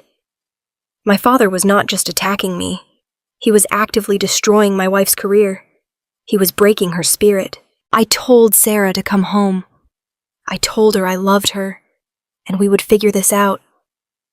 I hung up the phone and set it on the kitchen counter. I walked into the living room and grabbed the thick stack of legal documents Richard had dropped through my car window, the $2 million defamation suit. I dropped the heavy stack of papers onto the dining room table. I opened my laptop and logged into our utility accounts. The electric bill was due next week. The water bill was due the week after. Our auto insurance auto draft was scheduled for Friday. Every single one of those payments was going to bounce. Our credit score would be destroyed within 30 days. We had no access to cash. We had no way to buy groceries, fill our gas tanks, or pay the impending late fees. I paced the length of the living room. The walls of our small house suddenly felt like a cage closing in on me. I needed a lawyer to fight the elder abuse injunction so I could claim the $5 million land. I needed a lawyer to defend us against the $2 million defamation lawsuit. But I could not hire a lawyer because my bank accounts were frozen. And I could not unfreeze my bank accounts without a lawyer to fight the bank and my father. It was a perfectly designed, inescapable trap. Sarah walked through the front door 30 minutes later. She looked pale and completely drained. She dropped her bag on the floor and walked straight into my arms. I held her tightly, resting my chin on the top of her head. I could feel her body trembling. We stood there in the quiet living room, holding on to each other, while our entire life was systematically dismantled by a man who lived in a multi-million-dollar mansion. I guided Sarah to the sofa and had her sit down. I sat next to her and took her hands in mine. I had to tell her the truth. I could not sugarcoat it. I told her about the bank. I told her about the hard lock on our accounts, the fraud review, and the fact that we had absolutely zero access to our own money. I told her the mortgage payment was going to fail on Thursday. Sarah stared at me. Her eyes were wide, but the tears had stopped. The sheer panic had been replaced by a hollow, devastating shock. She asked me how this was legal. She asked how my father could just take our money without a trial. I told her the law did not matter when you had enough money to manipulate the system. Richard was using the bank's internal security protocols as a weapon. He was perfectly exploiting the gray areas of corporate liability. I looked at the stack of lawsuit papers sitting on the dining table. Then I looked out the window at the modest, quiet street we lived on. The pieces of the puzzle finally snapped together in my mind. The clarity was terrifying. I realized that Richard Hayes did not file the $2 million defamation lawsuit because he felt insulted. He did not freeze my bank accounts just to punish me for the scene at the garage. This was not an angry reaction. This was a calculated siege. My father was a businessman who specialized in hostile takeovers. He knew exactly what he was doing. He was cutting off our supply lines. He was taking away our food, our shelter, and our ability to fight back. Richard did not want to spend years fighting me in probate court over Grandpa Walter's deed. He knew the deed was perfectly legal. He knew Grandpa Walter was of sound mind. If it went to a judge, Richard would lose the $5 million property, so he was making sure it never got to a judge. He was starving us. He was going to let us suffer for a month or two. He was going to wait until the bank sent a foreclosure notice on our house. He was going to wait until Sarah and I were drowning in debt and desperate for a lifeline. And then, when we had absolutely nothing left to lose, he would send Bradley to our front door with a settlement offer. He would offer to drop the lawsuits and unfreeze our bank accounts in exchange for me signing away the rights to the Hayes Valley land. He was not trying to win the land in court. He was going to torture me until I handed it over to him willingly just to survive. I squeezed Sarah's hands. The fear was gone. The shock was gone. What replaced it was a cold, hard resolve that settled deep in my bones. My father thought I was weak because I drove an old car, and taught high school history. He thought poverty would break me, but he forgot one crucial detail. I was Grandpa Walter's grandson. I knew how to survive in the dirt, and I was absolutely not going to surrender. Wednesday afternoon brought a suffocating heat wave that pressed against the windows of our small house. We had kept the air conditioning turned off to save electricity, knowing we had absolutely no way to pay the upcoming bill. Sarah sat across from me at the cheap laminate kitchen table. We were eating peanut butter sandwiches on stale bread. It was the only food we had left in the pantry. Her eyes had dark, heavy bags underneath them. The unpaid suspension from the hospital and the crushing weight of the frozen bank accounts were actively destroying her. A sharp, confident knock at the front door shattered the heavy silence. We both jumped. I told Sarah to stay seated and walked into the living room. I looked through the peephole. It was not a process server. It was not the police. It was Bradley. I unlocked the deadbolt and pulled the door open just a few inches. Bradley was standing on my cracked concrete porch. He was not wearing his flashy velvet dinner jacket today. He wore a crisp, light blue linen button-down shirt and expensive khaki trousers. He looked like he was dressed for a casual afternoon on a yacht. He held a thick, brown leather portfolio under his left arm. He gave me a soft, apologetic smile. It was the exact smile he used when he was trying to close a difficult real estate deal. He held his hands up in a gesture of surrender. He asked if he could come inside. He said he came alone, and he just wanted to talk. I kept my hand firmly on the door. I told him he had a lot of nerve showing up at my house after standing in the garage and watching his security guards try to drag me into the street. I told him to say whatever he had to say from the porch. Bradley sighed heavily. He ran a hand through his perfectly styled hair and looked down at his expensive leather loafers. He lowered his voice, playing the role of the exhausted peacemaker perfectly. He said things got completely out of hand on Saturday night. He said Dad lost his temper and went way too far. He claimed he had spent the last 3 days arguing with Richard, trying to get him to call off the legal strike force. He looked up at me with wide, sincere eyes. He said he was worried about me and Sarah. He said he knew about the bank accounts being frozen. He called it a brutal tactic and said he completely disagreed with it. I stared at him, feeling a wave of absolute disgust. I told him he was a terrible actor. I told him to get off my property before I called the police for trespassing. I started to push the door shut. Bradley quickly wedged the toe of his loafer into the doorframe. He dropped the soft voice and spoke with urgent intensity. He told me to wait. He said he had a guaranteed way to fix everything right now. He patted the leather portfolio under his arm. He promised that if I gave him 5 minutes at my kitchen table, he could make the lawsuits disappear and get my bank accounts unfrozen by 5 o'clock today. I stopped pushing this door. The promise of unfreezing the accounts was a massive hook. I knew it was a trap, but I needed to see exactly what kind of trap they were setting. I pulled the door open and stepped back. Bradley walked into my living room. He looked around at the faded furniture, the scuffed hardwood floors, and the small television. A brief flicker of superiority crossed his face before he masked it again. He walked into the kitchen and saw Sarah, sitting at the table with her half-eaten peanut butter sandwich. He greeted her warmly. Sarah did not say a word. She just glared at him, her hands clutched tightly together in her lap. Bradley sat down uninvited at the head of the table. He unzipped the leather portfolio and pulled out 2 crisp, legally binding documents. He placed them flat on the table. He looked at me and then at Sarah. He said he was going to be completely straight with us. He admitted that fighting over Grandpa Walter's deed in probate court could take years. He said Dad was prepared to spend millions of dollars to keep my accounts frozen and ruin my life out of pure spite. Bradley shook his head, acting like a rational man caught in the middle of a war. He pointed to the first document. He said he had convinced Dad to offer a compromise. He explained it was a standard quitclaim deed. All I had to do was sign my name on the bottom line, legally surrendering my claim to the Hayes Valley property. Then, Bradley pulled a rectangular piece of paper from the pocket of his linen shirt. He placed it gently on top of the quitclaim deed. It was a certified cashier's check. It was made out to Thomas and Sarah Hayes. The amount printed clearly on the line was $500,000. Bradley tapped the check with his index finger. He said this was not a trick. He said the money was real, drawn from his own personal accounts, not Dad's. He promised that the second I signed the quitclaim deed, he would hand me the check. He said his lawyer was already standing by at the courthouse. The moment I signed, the elder abuse injunction would be withdrawn. The $2 million defamation lawsuit would be completely dropped. A phone call would be made to the bank, and my accounts would be active before dinner. He leaned back in his chair and folded his arms. He looked at Sarah. He used his softest, most persuasive voice. He told her that $500,000 in cash would change their lives.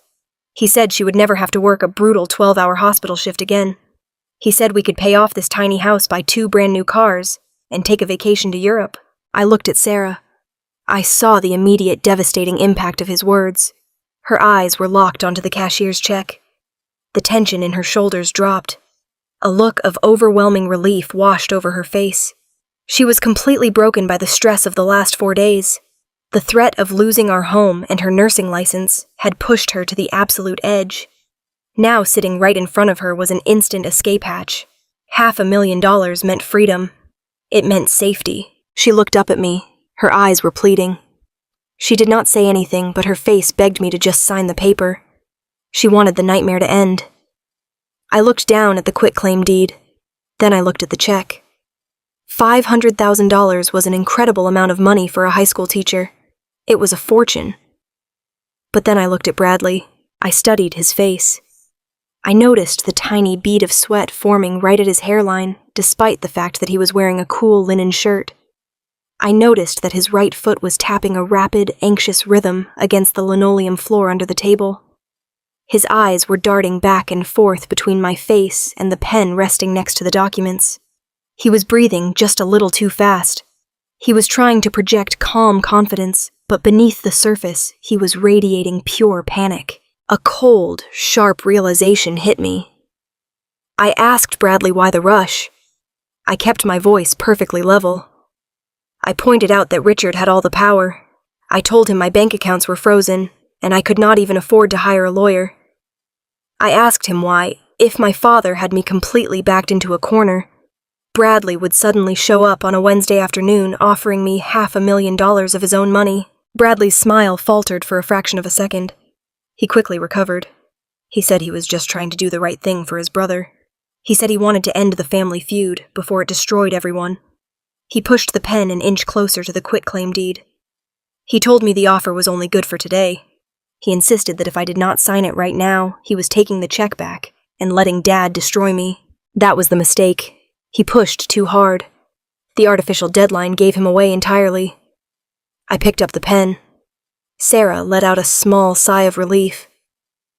Bradley leaned forward, his eyes locked hungrily on my hand. I did not sign the paper. I set the pen down on the opposite side of the table. I told Bradley that the answer was no. Sarah gasped. She reached across the table and grabbed my arm. She whispered my name in a panicked tone. I did not break eye contact with my brother. I told Bradley to take his check and his fraudulent paperwork and get out of my house. The charming peacemaker act vanished instantly. Bradley slammed his hands down on the table, making the peanut butter sandwiches jump. His face contorted in rage. He yelled at me, asking if I was completely insane. He demanded to know why I was turning down $500,000 when I could not even afford to buy groceries. He called me a stubborn, arrogant loser who was going to drag his wife into bankruptcy just to prove a point. I stood up from the table. I towered over him. I told him I was not signing the deed because he was terrified. I told him I could smell the desperation rolling off him. I said if he was willing to pay me $500,000 today, it meant that land was worth 10 times that to him tomorrow. I pointed toward the front door. I yelled at him to get out. Bradley snatched the check and the quitclaim deed off the table. He shoved them aggressively into his leather portfolio. He stood up, his face red with fury. He pointed a finger at my chest and told me I had just made the biggest mistake of my miserable life. He swore that he and Richard would not rest until I was living in a cardboard box. He stormed out of the kitchen, marched through the living room, and slammed the front door so hard the framed pictures on the wall rattled. The house fell dead silent. Sarah burst into tears. She covered her face with her hands, sobbing heavily. She asked me why I did that. She said we could have been free. She said we could have paid off our debt and never dealt with my toxic family again. I walked over to her and pulled her into my arms. I held her tight while she cried. I told her I was so sorry for putting her through this. But I told her we had to look at the facts. I explained what I had seen. I told her Bradley was sweating. He was shaking. He was desperate for a signature today. I told her Richard Hayes did not compromise, and Bradley Hayes did not give away his own money out of the goodness of his heart. They were running out of time. The venture capital investors had walked away on Saturday night. Whatever massive deal Bradley was trying to pull off, it was collapsing right now. I told Sarah that $5 million was just the appraised value of the dirt. There was a much bigger reason they needed that specific piece of land, and they needed it immediately. Sarah wiped her eyes. She looked up at me, her nursing instincts kicking in, overriding her panic with logical analysis. She asked me how we were supposed to find out what their real plan was. I grabbed my car keys off the kitchen counter. I told her we were going to the only place that held the answers. We were going to Grandpa Walter's farm. Sarah reminded me about the emergency injunction. She warned me that if we stepped foot on the Hayes Valley property, Richard's lawyers would have us arrested for trespassing and contempt of court. I told her the law was already being used to starve us to death. I said playing by the rules was exactly what Richard was counting on. We needed ammunition, and we needed it today. We got into our old sedan. I drove out of our neighborhood and headed toward the outskirts of town. We drove for 40 minutes until the paved roads turned into dusty gravel. We approached the Hayes Valley property. It was 500 acres of rolling hills, thick timber, and open pasture. I did not drive up to the main gate. I knew my father would have hired private security to watch the entrance. Instead, I drove 2 miles down a neglected county dirt road that ran along the back edge of the property line. I pulled the car off the road and hid it behind a thick grove of overgrown blackberry bushes. We got out of the car. We climbed over a rusted barbed wire fence, technically committing a crime, the second our feet hit the dirt. We hiked through the dense woods for 20 minutes, avoiding the open fields so we would not be seen from the road. Finally, we reached the center of the property. Hidden behind a row of ancient oak trees stood Grandpa Walter's old farm office. It was a small, single-story wooden building that had not been used in years. The paint was peeling, and the front porch sagged. This was where Grandpa used to keep his ledgers and negotiate equipment sales before his health failed. We crept up onto the wooden porch. The front door was locked with a heavy brass padlock. I did not have a key. I looked around the porch, found a heavy rusted iron pipe leaning against the railing, and walked over to a side window. I swung the iron pipe and smashed the glass. The sound of breaking glass seemed incredibly loud in the quiet country air. I reached through the jagged hole, unlocked the window latch, and pushed the sash up. I climbed through the window and helped Sarah inside. The air inside the office was thick with dust and smelled like old paper and dried tobacco. The room was dark, illuminated only by the shafts of sunlight cutting through the broken window. We started searching immediately. We tore through the filing cabinets. We opened every desk drawer. We found decades of old tax returns, tractor maintenance logs, and seed receipts. Nothing that explained Bradley's panic. Sarah was searching the closet. She called my name. I walked over.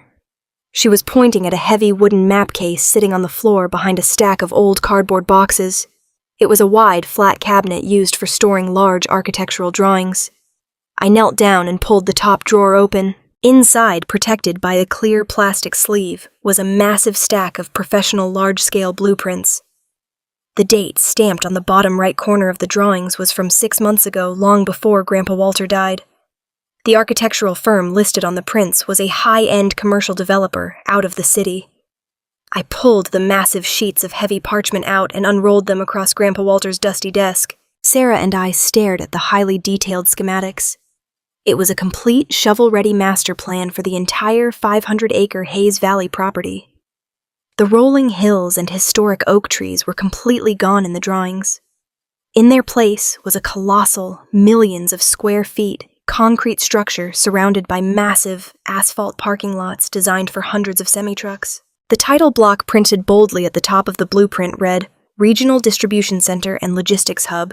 Estimated project value $15 million. I traced my finger over the complex grading plans and the highway access ramps drawn over Grandpa's pasture. Bradley had not just planned a small development. He had secretly negotiated a massive corporate deal to turn this historic farmland into an Amazon-style fulfillment center. I realized why Bradley was sweating at my kitchen table. To get this $15 million project approved, he needed clear title to the land to show the corporate buyers. He had likely taken out millions in high-interest bridge loans, based on the promise that he would inherit the land. But Grandpa Walter had given the deed to me. Bradley did not own the collateral. The entire massive corporate deal was a house of cards, and it was collapsing right on top of him. Sarah looked at me over the massive blueprints.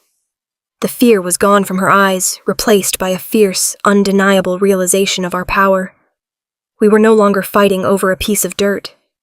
We were holding the keys to Bradley's total financial destruction. We rolled the blueprints up tightly. It was time to go to war. We drove straight from the dusty back roads of the farm into the heart of the city. The heavy roll of blueprints sat in the back seat of my sedan like an unexploded bomb. Sarah kept her hand resting on my knee the entire drive. Her grip was tight and full of a new dangerous energy. We were no longer two terrified people waiting to be crushed by a wealthy tyrant. We were armed with the truth. Mr. Sterling's law office was located in a historic brick building downtown. It was not a flashy glass tower like the ones Richard's corporate lawyers inhabited. It was quiet, smelled faintly of lemon polish and old paper, and radiated a sense of absolute permanence. The receptionist took one look at our dirty clothes and the massive roll of paper under my arm. Without asking a single question, she picked up her phone, pressed a button, and nodded toward the heavy oak doors at the end of the hallway. We walked into Mr. Sterling's private office. He was sitting behind a massive mahogany desk, reviewing a thick legal brief.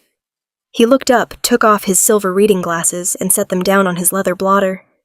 He noticed the mud on my shoes and the dirt on Sarah's jeans.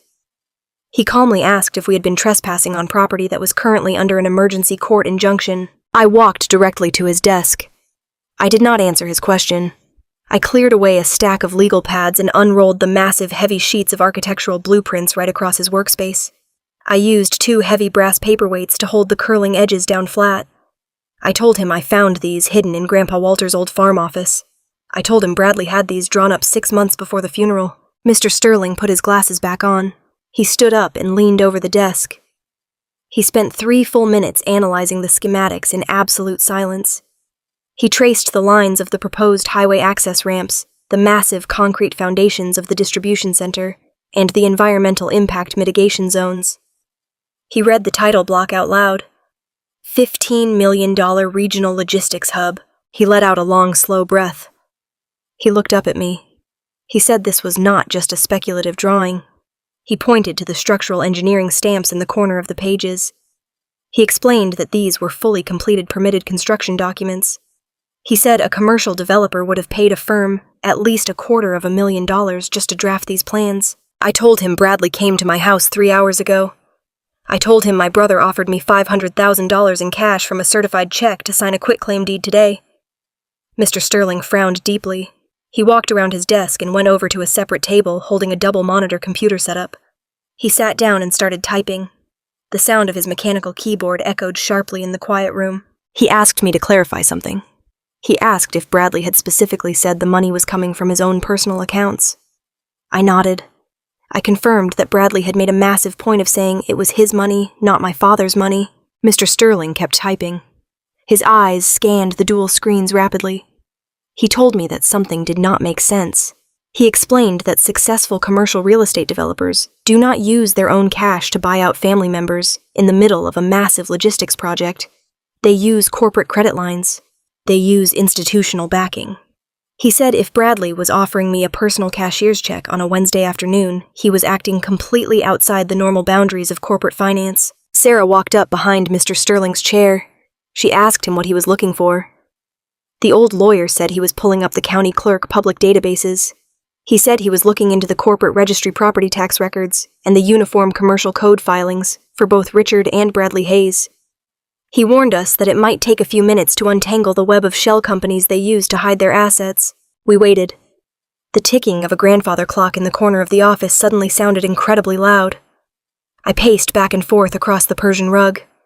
I thought about the massive retirement party, the ice sculptures, the string quartet, the luxury cars filling the driveway.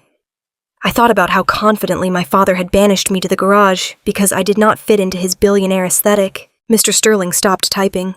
He leaned back in his chair. He took off his glasses and rubbed his eyes. He let out a low, humorless chuckle. He told us to come look at the screen.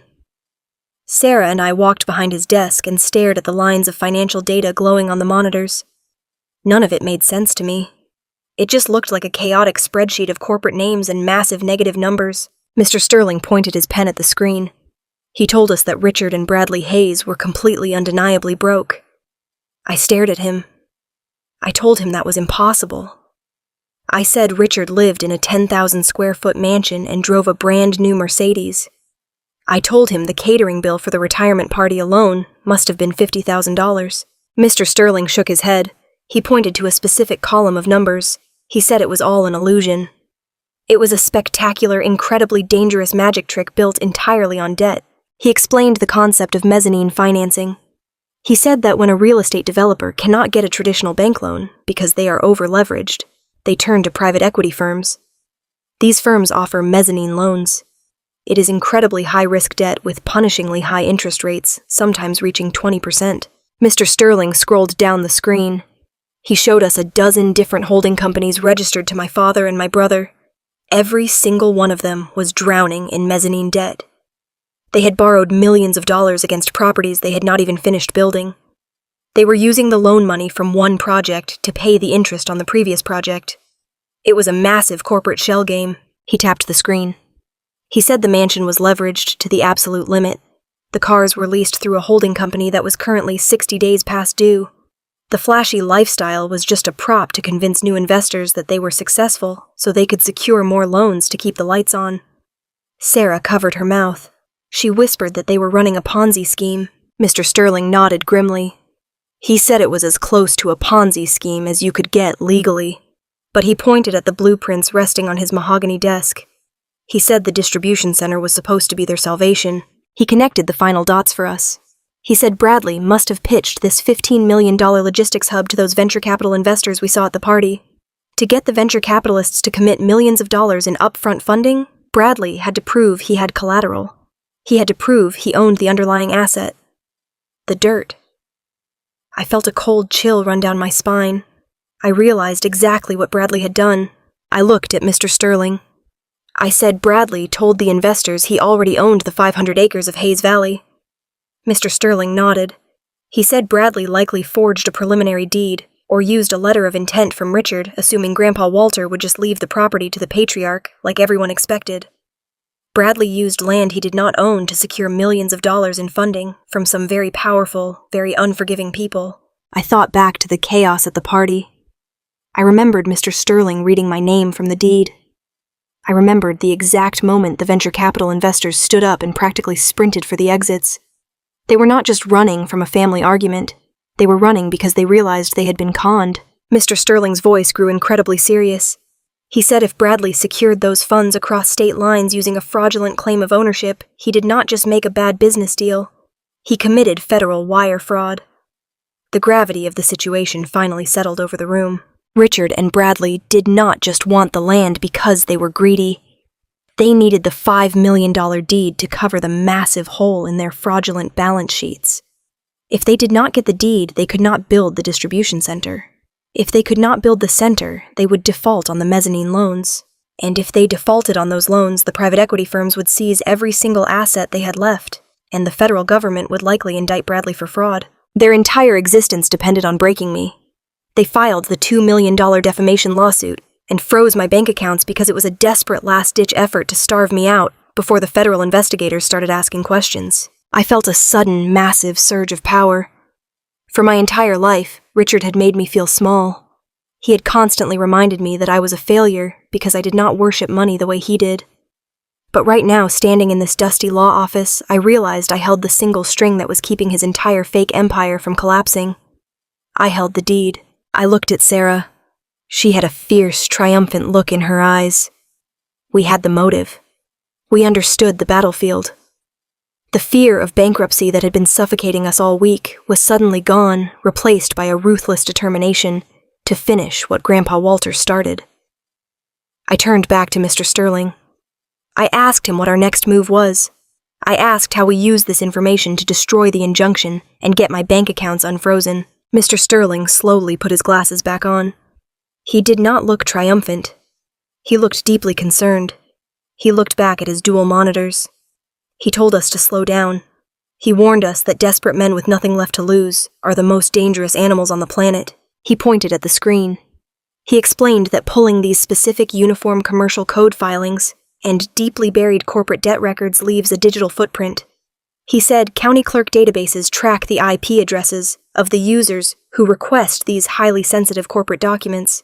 Mr. Sterling said Richard's cutthroat legal team would have set up automated monitoring alerts on all of their corporate filings. They use software to track exactly who is looking at their financial vulnerabilities. Right at that exact moment, the heavy brass phone on Mr. Sterling's desk began to ring. It was a harsh, jarring sound. Sarah flinched. I stared at the blinking red light on the console. Mr. Sterling did not answer it. He let it ring. He looked up at me. He said the alert had just been triggered. Richard's lawyers knew someone in this office was pulling their financial records. They knew we had found the mezzanine debt. They knew we had seen the bottom of the empty barrel. The phone stopped ringing. A second later, my own cell phone buzzed violently in my pocket. I pulled it out. The caller ID was a blocked number. I did not answer it. A moment later, a text message came through. Then another, and another. I opened the messages. My stomach turned to ice. It was not a threat about the land. It was a photograph. It was a picture of Sarah at the hospital taken secretly from across the parking lot. The next message was a picture of my high school, specifically the front doors of the building where I taught history. Then came the text. The message was short and dripping with venom. It said, "You want to dig into my life, I will completely destroy yours." My father had realized that the financial blockade was not working fast enough. He realized I was not going to sign the quitclaim deed. Now that he knew I had discovered his fraudulent house of cards, the dispute was no longer just about the property. It was about survival. Richard was abandoning the legal maneuvers. He was about to launch a series of vicious, deeply personal attacks designed to permanently ruin my reputation and Sarah's career. He was going to strike at the only things we had left. The true war was just beginning, and my father was bringing it directly to our front door. The text messages setting on my phone were a declaration of absolute war. My father was no longer trying to strong-arm me with high-priced lawyers. He was going after our livelihoods. He was trying to rip away our identities. Thursday morning began with a phone call that shattered whatever fragile peace we had managed to find during the night. It was 7 a.m. I was standing in the kitchen brewing cheap coffee, trying to figure out how to sell my old sedan for cash without a clear title. The caller ID showed the main office of my high school. The principal, a stern but fair woman named Principal Higgins, was on the line. Her voice was not its usual cheerful tone. It was tight and incredibly formal. She did not say good morning. She told me not to come onto campus today. I froze. I asked her what she meant. I told her I had to prep for a sophomore history exam during first period. Principal Higgins took a slow, heavy breath. She told me that the school district's ethics committee had received a package late Wednesday night. It was sent anonymously by courier. She said the package contained several sworn affidavits claiming that I had a history of violent, unstable outbursts. My grip tightened on the phone. I asked her who sent them. I told her it was a complete lie. She cut me off. Her tone softened slightly, betraying a hint of personal sympathy, but her professional mandate was absolute.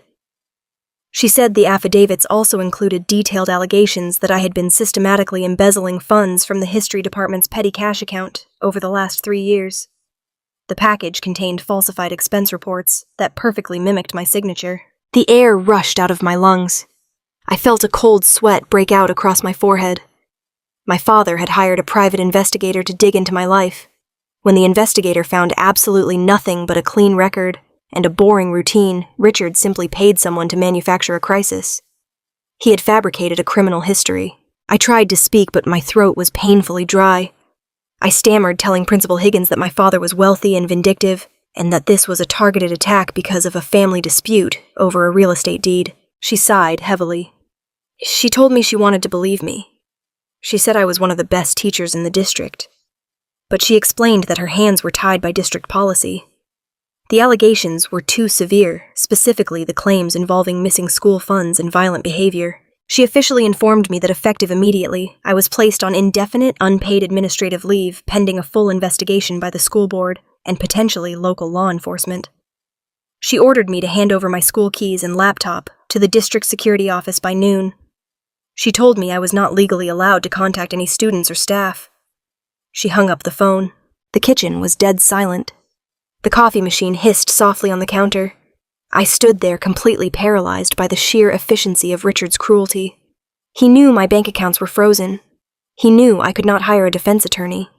And now, with one anonymous package, he had completely severed my only source of income. I walked into the living room and sank onto the cheap sofa. Sarah was getting dressed in the bedroom, preparing to go back to the hospital after her 2 days of forced leave. She walked out, pinning her nursing badge to her scrubs. She took one look at my face and stopped dead in her tracks. She asked what happened. I told her everything. I told her about the anonymous affidavits, the embezzlement accusations, and the unpaid administrative leave. I told her I was officially unemployed. Sarah dropped her bag on the floor. She sat down next to me and wrapped her arms around my shoulders. She did not cry this time. The shock had burned away, leaving a hard, cold anger in its place. She pulled me close and promised me we would survive this. She told me she was going back to the hospital today, and she was going to pick up every single overtime shift she could find. She said we would fight them together. She kissed my cheek, picked up her bag, and walked out the front door. I spent the next 4 hours sitting in the dark living room, staring at the blank television screen. The financial freeze was now total. We had no access to our savings. We had no checking account. My paycheck was gone. The mortgage was officially past due. We had $40 in cash sitting in a jar on the kitchen counter. That was the entirety of our liquid assets. My phone rang again at 2 o'clock in the afternoon. I almost ignored it, expecting another lawyer or another threat from Bradley. But the caller ID showed Sarah's cell phone number. I answered it immediately. Sarah was not crying, but her voice was trembling with a rage so intense it crackled through the speaker. She told me she was standing in the hospital parking lot. She told me she had just been escorted out of the building by hospital security. I jumped up from the sofa. I asked her if she was okay. I asked her what happened. She let out a harsh, bitter laugh. She told me Chloe had paid a visit to the hospital. Bradley's wife had not come to the emergency room seeking medical attention. She had come to perform a flawless character assassination. Sarah explained that Chloe had scheduled a private meeting with the hospital's chief nursing administrator, pretending to represent a wealthy, philanthropic foundation interested in making a large donation to the pediatric wing. Once Chloe was inside the administrator's office, she executed the hit. She casually mentioned that she was deeply concerned about one of the nurses on staff, Sarah Hayes. Chloe played the role of the reluctant, deeply worried sister-in-law perfectly. She spun a terrifying web of lies. She told the administrator that Sarah was suffering from a severe, undiagnosed mental breakdown. Chloe claimed that Sarah was addicted to prescription painkillers and was stealing medication from the hospital supply closets to cope with the stress of my family's legal battles. I felt a surge of physical nausea. It was the most despicable, damaging lie they could possibly invent about a nurse. It was a direct attack on her professional license. Sarah told me that the administrator immediately pulled her off the floor. They subjected her to a random drug test. Even though the test came back perfectly clean, the damage was already done. The hospital administration was terrified of the liability. A wealthy donor had made a direct accusation of drug theft. Sarah told me the hospital had placed her on immediate unpaid suspension. They told her she was required to undergo a mandatory psychiatric evaluation and a board review before she would ever be allowed to touch a patient again. The whisper campaign had worked perfectly. Chloe had successfully neutralized Sarah's career. I told Sarah to stay exactly where she was. I grabbed my car keys, ran out the front door, and drove straight to the hospital. I found her sitting on a concrete bench near the emergency room entrance. She looked incredibly small, sitting alone in her scrubs, completely stripped of her professional dignity. I parked the car, ran over to her, and held her tightly. We did not speak. We just held each other in the blazing afternoon heat. We were completely, entirely ruined. We drove home in absolute silence. The reality of our situation settled over us like a heavy iron blanket. My father had successfully executed a total siege. We had no money. We had no jobs. Our reputations in the community were destroyed. The school district thought I was a violent thief. The hospital administration thought Sarah was an unstable addict. We walked back into our quiet, dark house. The stack of legal documents containing the $2 million defamation lawsuit still sat on the dining room table, mocking us. We had absolutely nothing left to lose. I sat down at the table and stared at the thick legal briefs. I felt something shift inside me. The fear of bankruptcy, the anxiety about our ruined reputations, the panic about the frozen bank accounts. It all evaporated. When you take everything away from a man, you also take away his fear of consequences. I realized that playing defense was exactly what Richard wanted. He wanted me to scramble. He wanted me to beg Arthur, the bank manager, to release a few $100s. He wanted me to hire a cheap lawyer to write desperate letters to the school board. He wanted me to fight the small fires he was setting, so I would be too exhausted to fight the main war. I looked up at Sarah. She was standing in the kitchen, leaning against the counter, staring blankly at the wall. I told her we were done playing defense. She looked at me confused. She asked what I meant. She pointed out that we had zero income, and we were technically bankrupt. She asked how we were supposed to fight back when we could not even afford to buy a tank of gas. I stood up. I walked over to the stack of blueprints we had stolen from Grandpa Walter's farm office. I unrolled the massive architectural drawings of the $15 million distribution center across the dining room table, right over the top of the defamation lawsuit. I told her we stop fighting his lawyers. We stop trying to unfreeze the bank accounts. We stop defending our reputations against his anonymous lies. I pointed to the massive concrete structures on the blueprints. I told her we focus entirely on the one thing keeping his fraudulent empire afloat. The distribution center. I reminded Sarah of what Mr. Sterling had told us. Richard and Bradley were drowning in high-interest mezzanine debt. The only way they survive is if they build this logistics hub and secure the venture capital funding. And the only way they build the logistics hub is if they get the city zoning board to approve the commercial development on agricultural land. I pulled my laptop out of my bag and opened it. I connected to our neighbor's unsecured Wi-Fi network because our own internet had been shut off that morning due to non-payment. I went straight to the city municipal website. I pulled up the public schedule for the local zoning board hearings. I scrolled through the calendar. My eyes locked onto a specific entry scheduled for tomorrow evening at 6 o'clock. It was an emergency, fast-tracked public hearing requested by Bradley's commercial real estate development firm. The agenda item was a formal request to rezone the 500-acre Hayes Valley property from protected agricultural use to heavy commercial use. I turned the laptop around so Sarah could see the screen. I told her Bradley was panicking. I said he knew the venture capital investors were backing out after the disaster at the retirement party. He was fast-tracking the zoning approval to try and salvage the deal. He was going to stand in front of the city council tomorrow night and present this $15 million project, claiming he had full legal control of the land. He needed the city's approval to secure a desperate bridge loan to cover his massive debts. Sarah leaned over the table. She looked at the date on the screen. She looked at the blueprints. The sharp, analytical focus returned to her eyes. She asked me how we stop a city council from approving a massive commercial development that promises hundreds of local jobs. She warned me that the politicians were likely already bought and paid for by my father's influence. I smiled. It was a cold, hard smile. I told her we do not have to argue with the politicians. We do not need a high-priced lawyer. I reached into my bag and pulled out the single piece of heavy cream paper Mr. Sterling had given me. The actual legally binding deed to the 500-acre Hayes Valley estate. The deed that Richard claimed was invalid. I set the deed down on top of the blueprints. I told Sarah we were going to walk right into that televised public hearing tomorrow night. We were going to ignore the elder abuse injunction. We were going to ignore the defamation lawsuits. We were going to stand up in front of the city council, the local press, and whatever venture capital investors Bradley managed to drag back into the room. I told her we were going to blow up Richard's entire fraudulent empire at its most vulnerable point. We were going to show the city that Bradley Hayes was attempting to rezone and develop land he did not own, exposing the entire massive $15 million project as a total federal wire fraud level scam. Sarah looked at the deed. Then she looked at me. She did not hesitate. She told me to grab the car keys. We had exactly 24 hours to prepare for the end of the war. Friday evening arrived with a heavy, oppressive heat that clung to the asphalt of the city streets. I parked my 10-year-old sedan 3 blocks away from the downtown municipal building.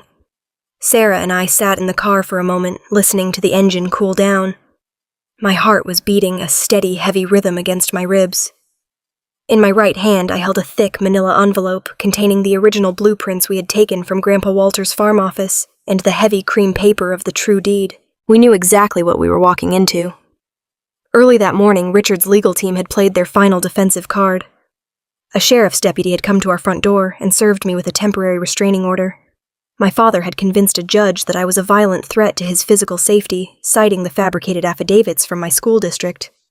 The order legally barred me from coming within 500 feet of Richard or Bradley Hayes. Going into that town hall tonight was not just a dramatic gesture.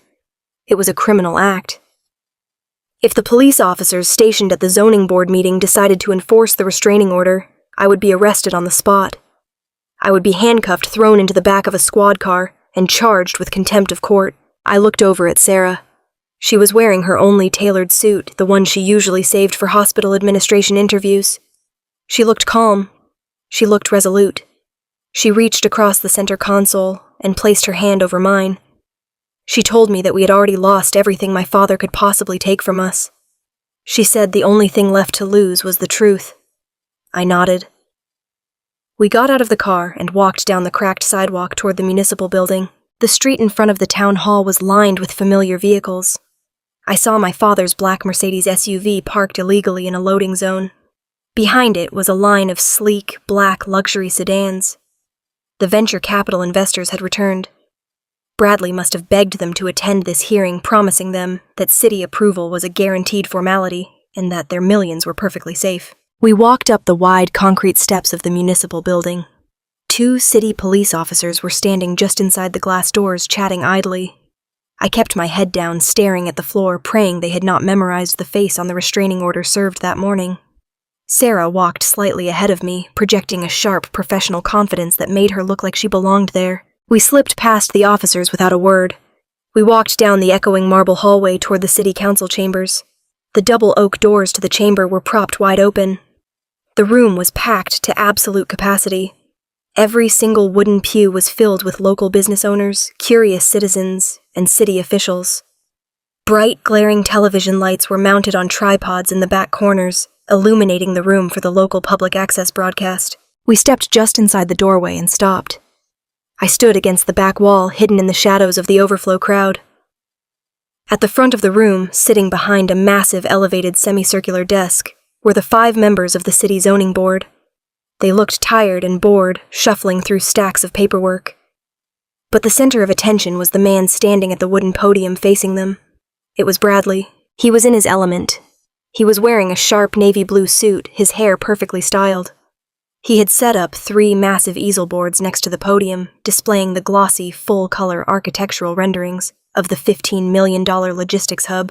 Bradley was speaking with incredible charisma. He was using slick corporate buzzwords talking about economic revitalization, supply chain optimization, and creating hundreds of local jobs. He was selling a dream of limitless prosperity to a town that desperately needed the tax revenue. I looked past the podium to the front row of the audience. Richard Hayes sat right in the center. He was flanked by the venture capital investors. My father looked like a king surveying his conquered territory. He was nodding along with Bradley's speech, occasionally leaning over to whisper confidently to the wealthy men sitting beside him. He truly believed he had won. He believed I was sitting at home in the dark, starved into submission, terrified of his lawyers and his restraining orders. Bradley pointed to the largest architectural rendering. It showed the massive concrete distribution center sitting exactly where Grandpa Walter's historic farmhouse used to be. He confidently told the zoning board that his development firm had secured full and clear ownership of the 500-acre Hayes Valley property. He stated that there were no legal encumbrances, no environmental holdouts, and absolutely no family disputes regarding the land. He looked directly at the television camera, broadcasting the meeting to the entire county. He lied smoothly, claiming that his late grandfather had shared his vision for a modernized, commercialized future. I felt a sickening twist in my gut. They were not just stealing the land. They were erasing Grandpa Walter's legacy, and replacing it with their own toxic greed. Sarah squeezed my arm. She gave me a single sharp nod. It was time. I stepped away from the back wall. I pushed my way past the people standing in the overflow section. I did not try to hide anymore. I walked directly into the center aisle of the chamber. My dress shoes hit the hardwood floor with a loud, sharp echo. The sound cut right through Bradley's smooth presentation. A few people in the back pews turned to look at me. Then more people turned. The whispering started instantly. I kept my eyes locked on the front of the room. I walked at a steady, deliberate pace straight down the center aisle. Bradley noticed the distraction. He stopped mid-sentence. He looked up from his notes, his brow furrowing in annoyance. Then he recognized my face. The color completely drained from his cheeks. His jaw went slack. He gripped the edges of the wooden podium so hard his knuckles turned white. He looked like he had just seen a ghost walk out of a grave. Richard noticed Bradley's sudden silence. My father turned around in his front row seat to see what had interrupted the presentation. When Richard saw me walking down the aisle, his reaction was explosive. He did not freeze like Bradley. He erupted. He leaped out of his seat, his chair crashing loudly onto the floor behind him. His face instantly flushed that dangerous mottled purple. He completely forgot where he was. He forgot the venture capital investors sitting next to him. He forgot the television cameras broadcasting to the entire county. He pointed a shaking finger at me and screamed at the top of his lungs. He yelled for the police. He shouted that I was a violent criminal. He screamed that he had an active restraining order against me and demanded that I be arrested immediately. He bellowed to the room that I was an unstable, dangerous man who was here to physically attack him. The entire chamber dissolved into absolute chaos. The citizens in the pews gasped and leaned away from the aisle.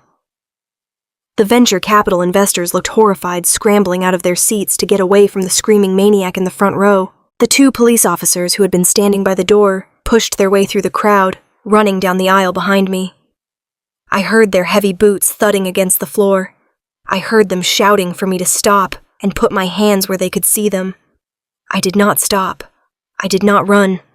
I just kept walking at that same steady pace until I reached the small wooden gate that separated the audience from the city council floor. I stopped at the gate. I raised both of my hands high in the air, showing the police officers that I was not armed and not resisting. The officers grabbed my arms from behind, pulling them down roughly. I did not fight them. I simply leaned my head forward, speaking directly into the microphone that sat on the small witness table, just inches from my face. My voice boomed through the chamber speakers, overpowering my father's screaming. I told the zoning board members not to panic.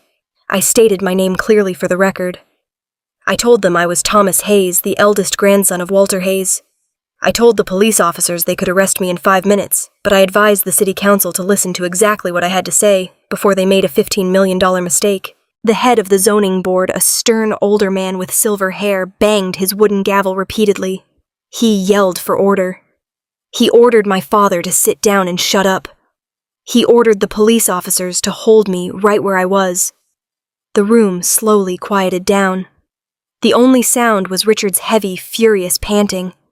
He was glaring at me with a hatred so pure it practically burned the air between us. The head of the board looked down at me from his elevated desk. He told me that I was heavily disrupting a formal city proceeding. He asked me what on earth could possibly justify crashing a televised hearing. I ignored my father completely. I did not even look at him.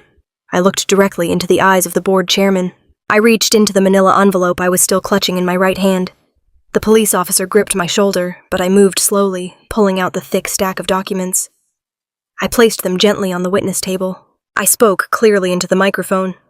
I told the board that I was not here to argue about the elder abuse injunction my father had filed against me. I told them that the emergency injunction freezing my assets and tying up the property deed in probate court was completely irrelevant to tonight's hearing. Bradley let out a shaky breath at the podium. He tried to interrupt, his voice cracking. He told the board not to listen to me, claiming I was just a disgruntled family member trying to ruin a vital economic project out of spite. I talked right over him. I told the board that it did not matter who won the legal battle for the deed. It did not matter if Richard owned the land, if Bradley owned the land, or if I owned the land. I pointed to the glossy architectural renderings sitting on the easels. I stated loudly that the $15 million logistics hub could never be built. I told the council that Bradley Hayes was attempting to secure municipal zoning approval for a project that was a mathematical, legal impossibility. The room went completely silent. The venture capital investors stopped moving. They stared at me, hanging on every single word. I pulled the heavy cream paper out of the stack. I explained that when my grandfather Walter passed away, everyone assumed his 500 acres of farmland were just waiting to be paved over. Everyone looked at the dirt and saw nothing but dollar signs and concrete. I explained that Richard and Bradley had spent the last week destroying my life, trying to force me to surrender the deed because they desperately needed to use the commercial value of that land to pay off their massive fraudulent debts. But I told the room they never actually bothered to look at the history of the dirt itself. I held up the document for the entire chamber to see. I revealed the true secret of Grandpa Walter's legacy. I announced that 10 years ago, long before his mind ever started to fade, Walter Hayes had quietly hired a specialized environmental attorney. He did not tell my father. He did not tell anyone in the family. He had executed an ironclad conservation easement on the entire 500-acre property. I explained what that meant for the people in the room who did not understand property law. I told them that Grandpa Walter had legally surrendered the commercial development rights of the land to a state-funded agricultural trust. My voice echoed off the walls. I stated that the easement restricted the Hayes Valley property to agricultural use in perpetuity. It was a permanent deed restriction that ran with the land itself. It was irreversible. It could not be undone by a probate judge. It could not be overridden by a municipal zoning board. I looked directly at Bradley, who was now gripping the podium as if it were the only thing keeping him from collapsing to the floor. I told the city council that it was legally impossible to build a distribution center, a parking lot, or a commercial warehouse on that property. I told them the land could only ever be used to grow crops or graze cattle until the end of time. The dirt was utterly worthless to a commercial developer. I pushed the official conservation easement documents across the table toward the city council. I told them that Bradley Hayes had used forged collateral to secure millions of dollars from private investors. He was standing in front of them right now, committing federal fraud on live television. The grand lie was over. The heavy cream paper sat on the wooden table. The police officers holding my arms did not move. The entire chamber held its collective breath. The silence was so profound that I could hear the hum of the fluorescent lights and the whir of the television cameras at the back of the room. The chairman of the zoning board gestured to the city clerk. He asked her to bring the documents up to the elevated desk. The clerk, a young woman who looked terrified to be in the middle of this massive explosion, practically ran to the witness table. She took the stack of papers and handed them to the chairman. He adjusted his glasses. He handed the primary document to the city attorney sitting next to him. They leaned over the heavy paper together. They read in complete silence. Bradley stood at this podium. He looked like a man standing on the gallows waiting for the lever to be pulled. His perfect posture was gone. His shoulders slumped. His face was slick with sweat. He stared at the city attorney, his eyes wide and panicked. He knew exactly what that document was. He had probably prayed it would never be found. He had bet $15 million that Grandpa Walter was too simple to hire an environmental lawyer. He had lost. Richard was still standing in the front row. He was breathing heavily, his chest rising and falling in sharp, jagged movements. He looked from me to the city council completely confused. He did not know about the conservation easement. He had spent the last week torturing me for a piece of land that he fundamentally did not understand. The city attorney sat back in his leather chair. He looked at the chairman. He gave a single, definitive nod. The chairman pressed the button on his microphone. The small red light blinked on. He cleared his throat. He looked directly at Bradley. His voice was completely devoid of the polite professional tone he had used just 5 minutes earlier. He stated that the document provided was a certified state-registered conservation easement. He explained to the chamber that this legal instrument permanently restricted the 500-acre Hayes Valley property to agricultural use. He said it was ironclad. The chairman raised his wooden gavel. He announced that the city municipality had no legal authority to override a state-level environmental trust. He declared that it was fundamentally impossible to build a commercial logistics hub, a distribution center, or even a paved parking lot on that specific acreage. He slammed the gavel down on the sound block. The sharp crack echoed like a gunshot. He stated that the zoning application submitted by Bradley Hayes was officially denied, permanently stricken from the docket, and closed. The sound of the gavel hitting the wood was the trigger. The illusion did not just crack. It shattered into 1,000,000 irreparable pieces. The venture capital investors sitting in the front row moved in perfect, terrifying unison. There were 4 of them.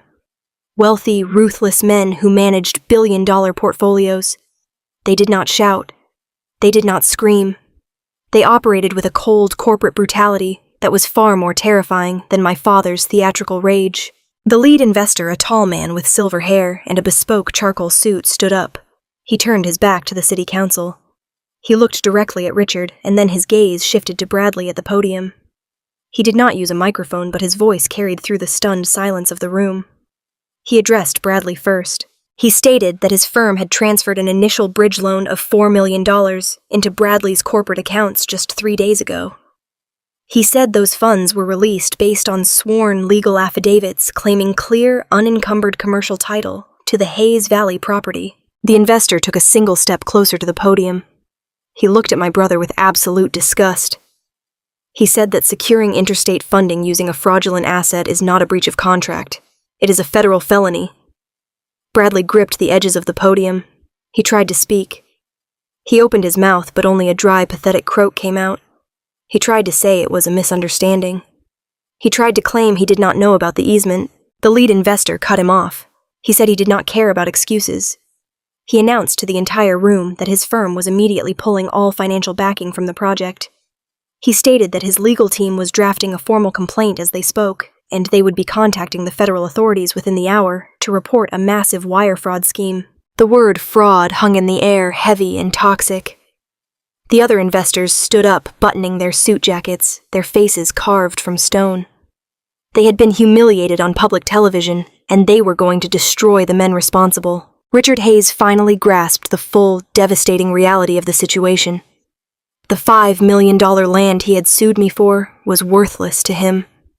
The distribution center was dead. The venture capital money was gone. And the massive, high-interest mezzanine loans he had taken out to fund his fake billionaire lifestyle were about to default. He was ruined. Complete, absolute bankruptcy was staring him in the face. But Richard Hayes was incapable of accepting responsibility. He was a narcissist who survived by feeding on the people around him. When cornered, he attacked. And right now, the only target left was his golden child. Richard lunged toward the podium. He grabbed the microphone stand and shoved it out of the way. He got right in Bradley's face. He screamed at his youngest son. He demanded to know what Bradley had done.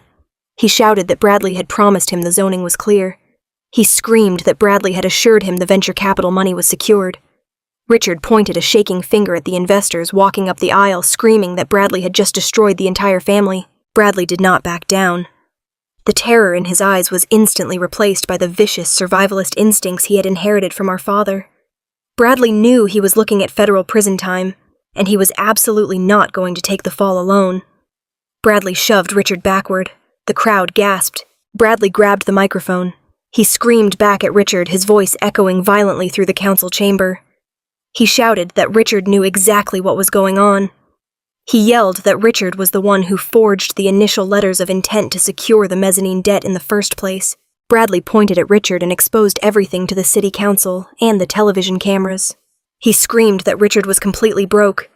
He yelled that the mansion, the luxury cars, and the country club memberships were all funded by illegal shell games and fraudulent loans.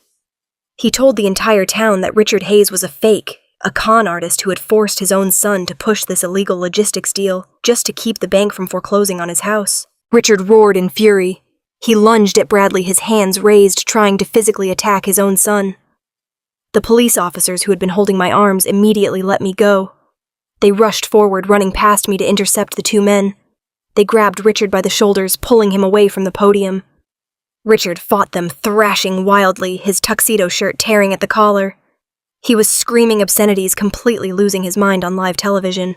Bradley stood behind the podium, panting heavily, his face red and slick with sweat. He looked around the room, realizing that his confession had just sealed his own fate.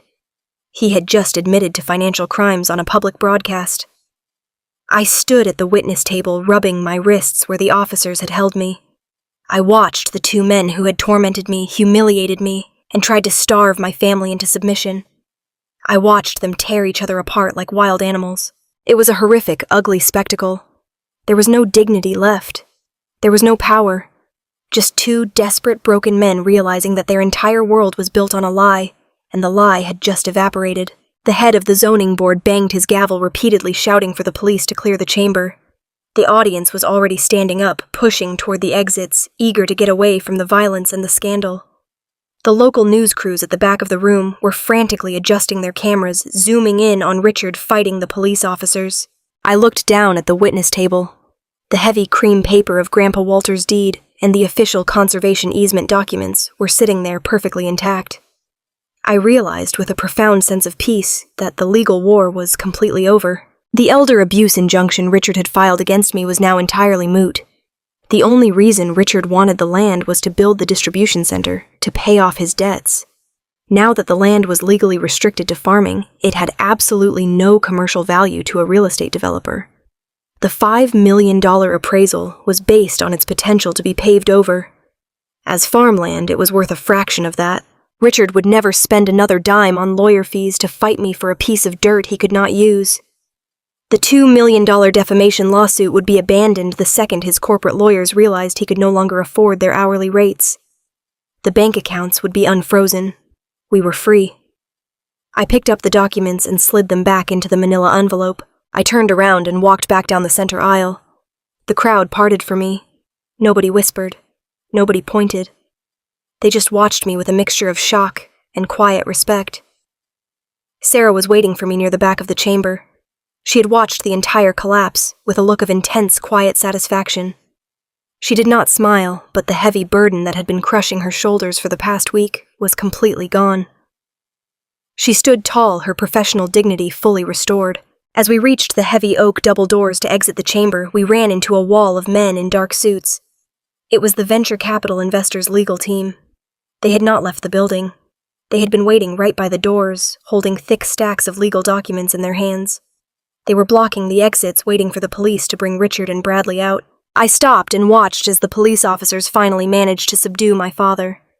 They did not put him in handcuffs, but they held him firmly by the arms and marched him down the center aisle toward the exit. Richard was sobbing now. The rage had burned out, leaving only a pathetic, weeping shell of a man. His silver hair was a mess. His expensive suit was ruined. As Richard reached the back of the room, the lead investor's attorney stepped forward. He did not yell. He did not make a scene. He simply shoved a thick stack of legal papers directly into Richard's chest.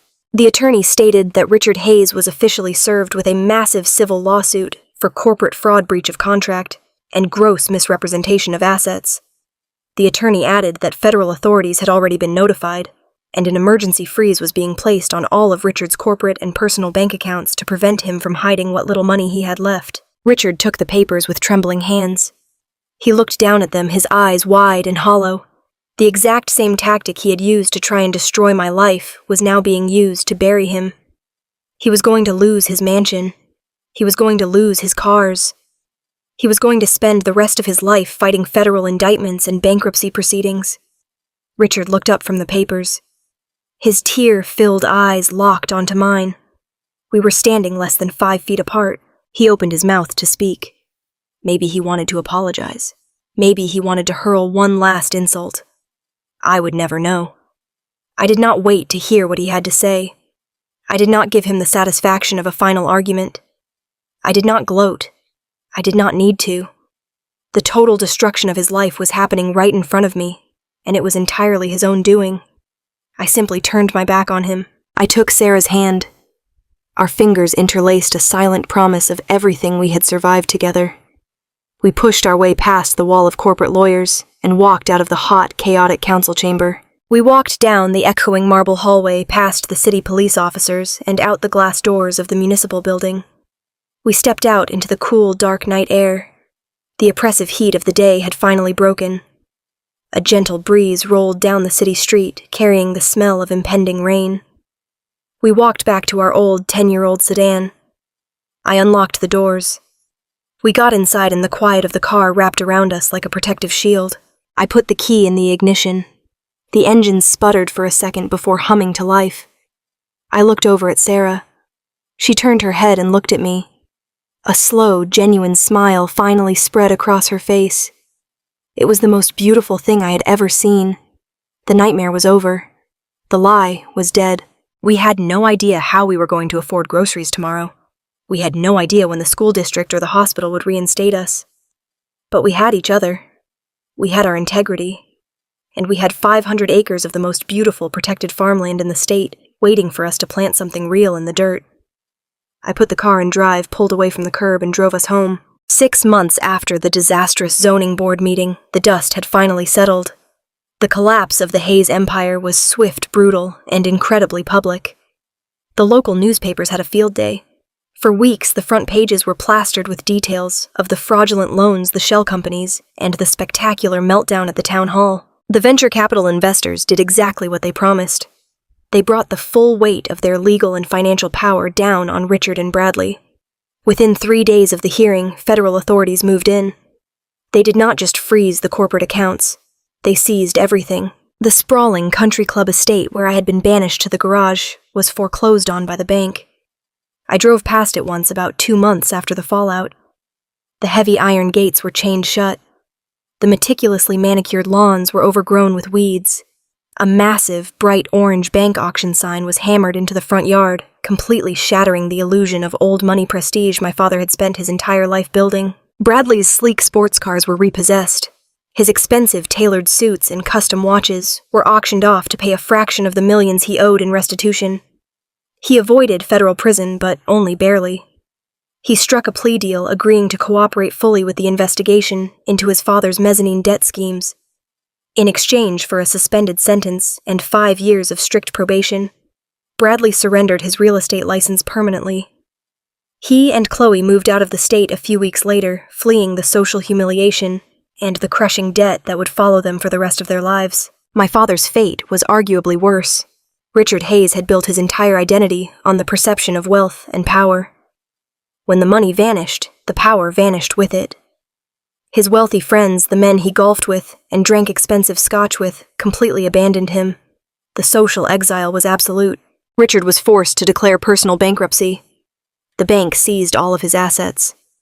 The last I heard through the town gossip mill, he was living in a cramped 2-bedroom rented apartment on the far side of the city, a neighborhood he used to actively avoid driving through. He was 70 years old, broke, and entirely alone.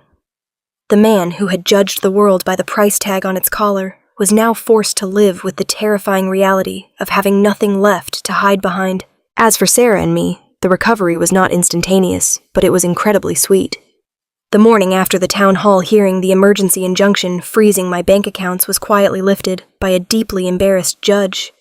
My father's corporate legal team, realizing they were no longer going to get paid, officially dropped the $2 million defamation lawsuit by the end of the week. With our finances unlocked, we paid our mortgage, we paid our utility bills, we bought a full week's worth of groceries, and cooked a massive dinner in our small kitchen, celebrating the simple, profound joy of survival. The professional damage took a little longer to repair, but the truth was a powerful cleanser. Once the news of Richard's massive fraud became public, the anonymous complaints sent to my high school and Sarah's hospital were immediately exposed for what they were: malicious fabrications designed to destroy our credibility. The school district ethics committee concluded their investigation in record time. They found absolutely no evidence of embezzlement or violent behavior. The following Monday, Principal Higgins called me into her office. She did not just offer me my job back. She handed me a formal written apology from the school board acknowledging the distress the suspension had caused. They reinstated me with full back pay. Walking back into my classroom and seeing my sophomore history students sitting at their desks was one of the greatest moments of my life. Sarah's return to the hospital was equally triumphant. The administration, terrified of a massive wrongful suspension lawsuit, bent over backwards to apologize. They cleared her record completely. The chief nursing administrator personally assured her that the fraudulent claims made by Chloe had been permanently stricken from her file. She was back on the floor doing what she loved, surrounded by colleagues who now understood the incredible stress she had been under and respected her immensely for surviving it. We had our lives back. We had our home, our careers, and our freedom. But the most significant change was the 500 acres of dirt sitting on the outskirts of town. It was a crisp, bright Saturday morning in late November. The oppressive summer heat was long gone, replaced by a sharp, clear chill in the air. Sarah and I drove our 10-year-old sedan down the dusty gravel road that led to the Hayes Valley property. We did not have to hide behind blackberry bushes anymore. We owned the road. We pulled up to the main wooden gate. It was the same gate Grandpa Walter used to lean against when he watched his cattle graze. We got out of the car. The air smelled of dry leaves and damp earth. Mr. Sterling was already there waiting for us. He was standing near the gate wearing a thick wool overcoat and his trademark silver glasses. He held his battered leather briefcase in one hand. We shook his hand warmly. The old lawyer actually smiled a rare and genuine expression that softened the hard lines of his face. He asked us if we were ready to finalize the paperwork. I looked out over the massive expanse of rolling hills and thick timber. The land was breathtaking. It was quiet, peaceful, and absolutely untouched by concrete or asphalt. We were not going to build a mansion here. We were not going to turn it into a country club or a private estate. That was not what Grandpa Walter wanted, and it was certainly not what we wanted. I told Mr. Sterling we were ready. He opened his briefcase and pulled out a stack of legal contracts. These were not injunctions or lawsuits. They were leases. Over the last few months, Sarah and I had worked closely with Mr. Sterling and the State Agricultural Trust that held the conservation easement.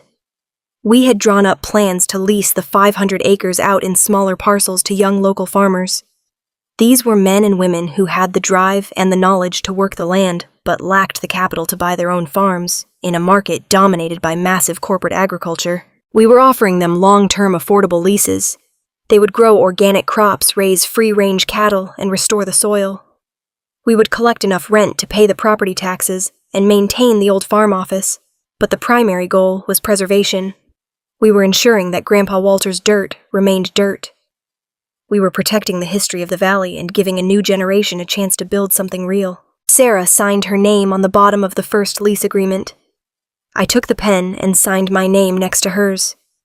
Mr. Sterling gathered the papers, tapped them neatly against his briefcase, and locked them inside. He told us that Walter would be incredibly proud. He said my grandfather had always known I was the only one who understood the true value of this place.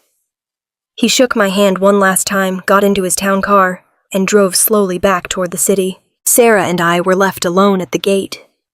We stood there in the quiet morning air, looking out over our legacy. I reached out and wrapped my arm around her waist. She leaned her head against my shoulder. We had survived a brutal, vicious war. We had faced down the crushing weight of wealth and power, and we had won by simply refusing to surrender our integrity. Then the sound of tires crunching on gravel broke the silence. I turned my head. A car was driving slowly down the county road toward us. It was not a sleek black Mercedes SUV. It was a faded silver sedan, at least 15 years old, with a dent in the front quarter panel. It moved with a slow, hesitant caution. The car pulled up to the wooden gate and stopped. The engine idled roughly, emitting a faint puff of gray smoke from the tailpipe. The driver's side window rolled down. It was my father. Richard Hayes looked 10 years older than he had at the town hall hearing. His silver hair, usually perfectly coiffed, was thin and unkempt. The deep tan he maintained through country club memberships had faded to a sickly, pale gray. He was wearing a cheap, wrinkled windbreaker over a faded polo shirt. The arrogant, powerful aura that used to radiate from him was completely gone. He looked small. He looked defeated. He sat in the driver's seat of the beat-up sedan, staring at me through the open window. His hands gripped the steering wheel tightly. I did not move. I did not say a word. I just looked back at him. His eyes shifted past me, looking at the rolling green hills and the ancient oak trees of the Hayes Valley property. He looked at the $5 million worth of dirt that he had destroyed his own life trying to steal. He stared at the land for a long time. I could see the bitter, hollow regret etched into every line on his face. He had traded everything real for the illusion of wealth, and now he was left with absolutely nothing. He slowly turned his gaze back to me. His eyes were dark and full of a complicated, toxic mixture of anger and profound sorrow. He opened his mouth perhaps to say something cruel, perhaps to finally admit defeat. But I did not want to hear it. I did not need his apologies, and I was entirely immune to his insults.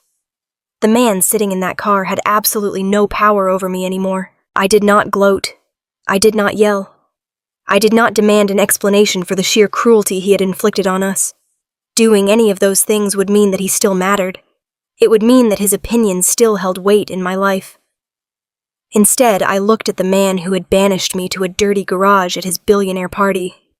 I looked at the man who had tried to bankrupt my family. I gave him a single, calm, pitying nod. It was the ultimate dismissal. It was an acknowledgement of his pathetic existence and nothing more. Richard's jaw tightened. He swallowed hard, the muscles in his neck straining. He realized in that exact moment that he was completely irrelevant.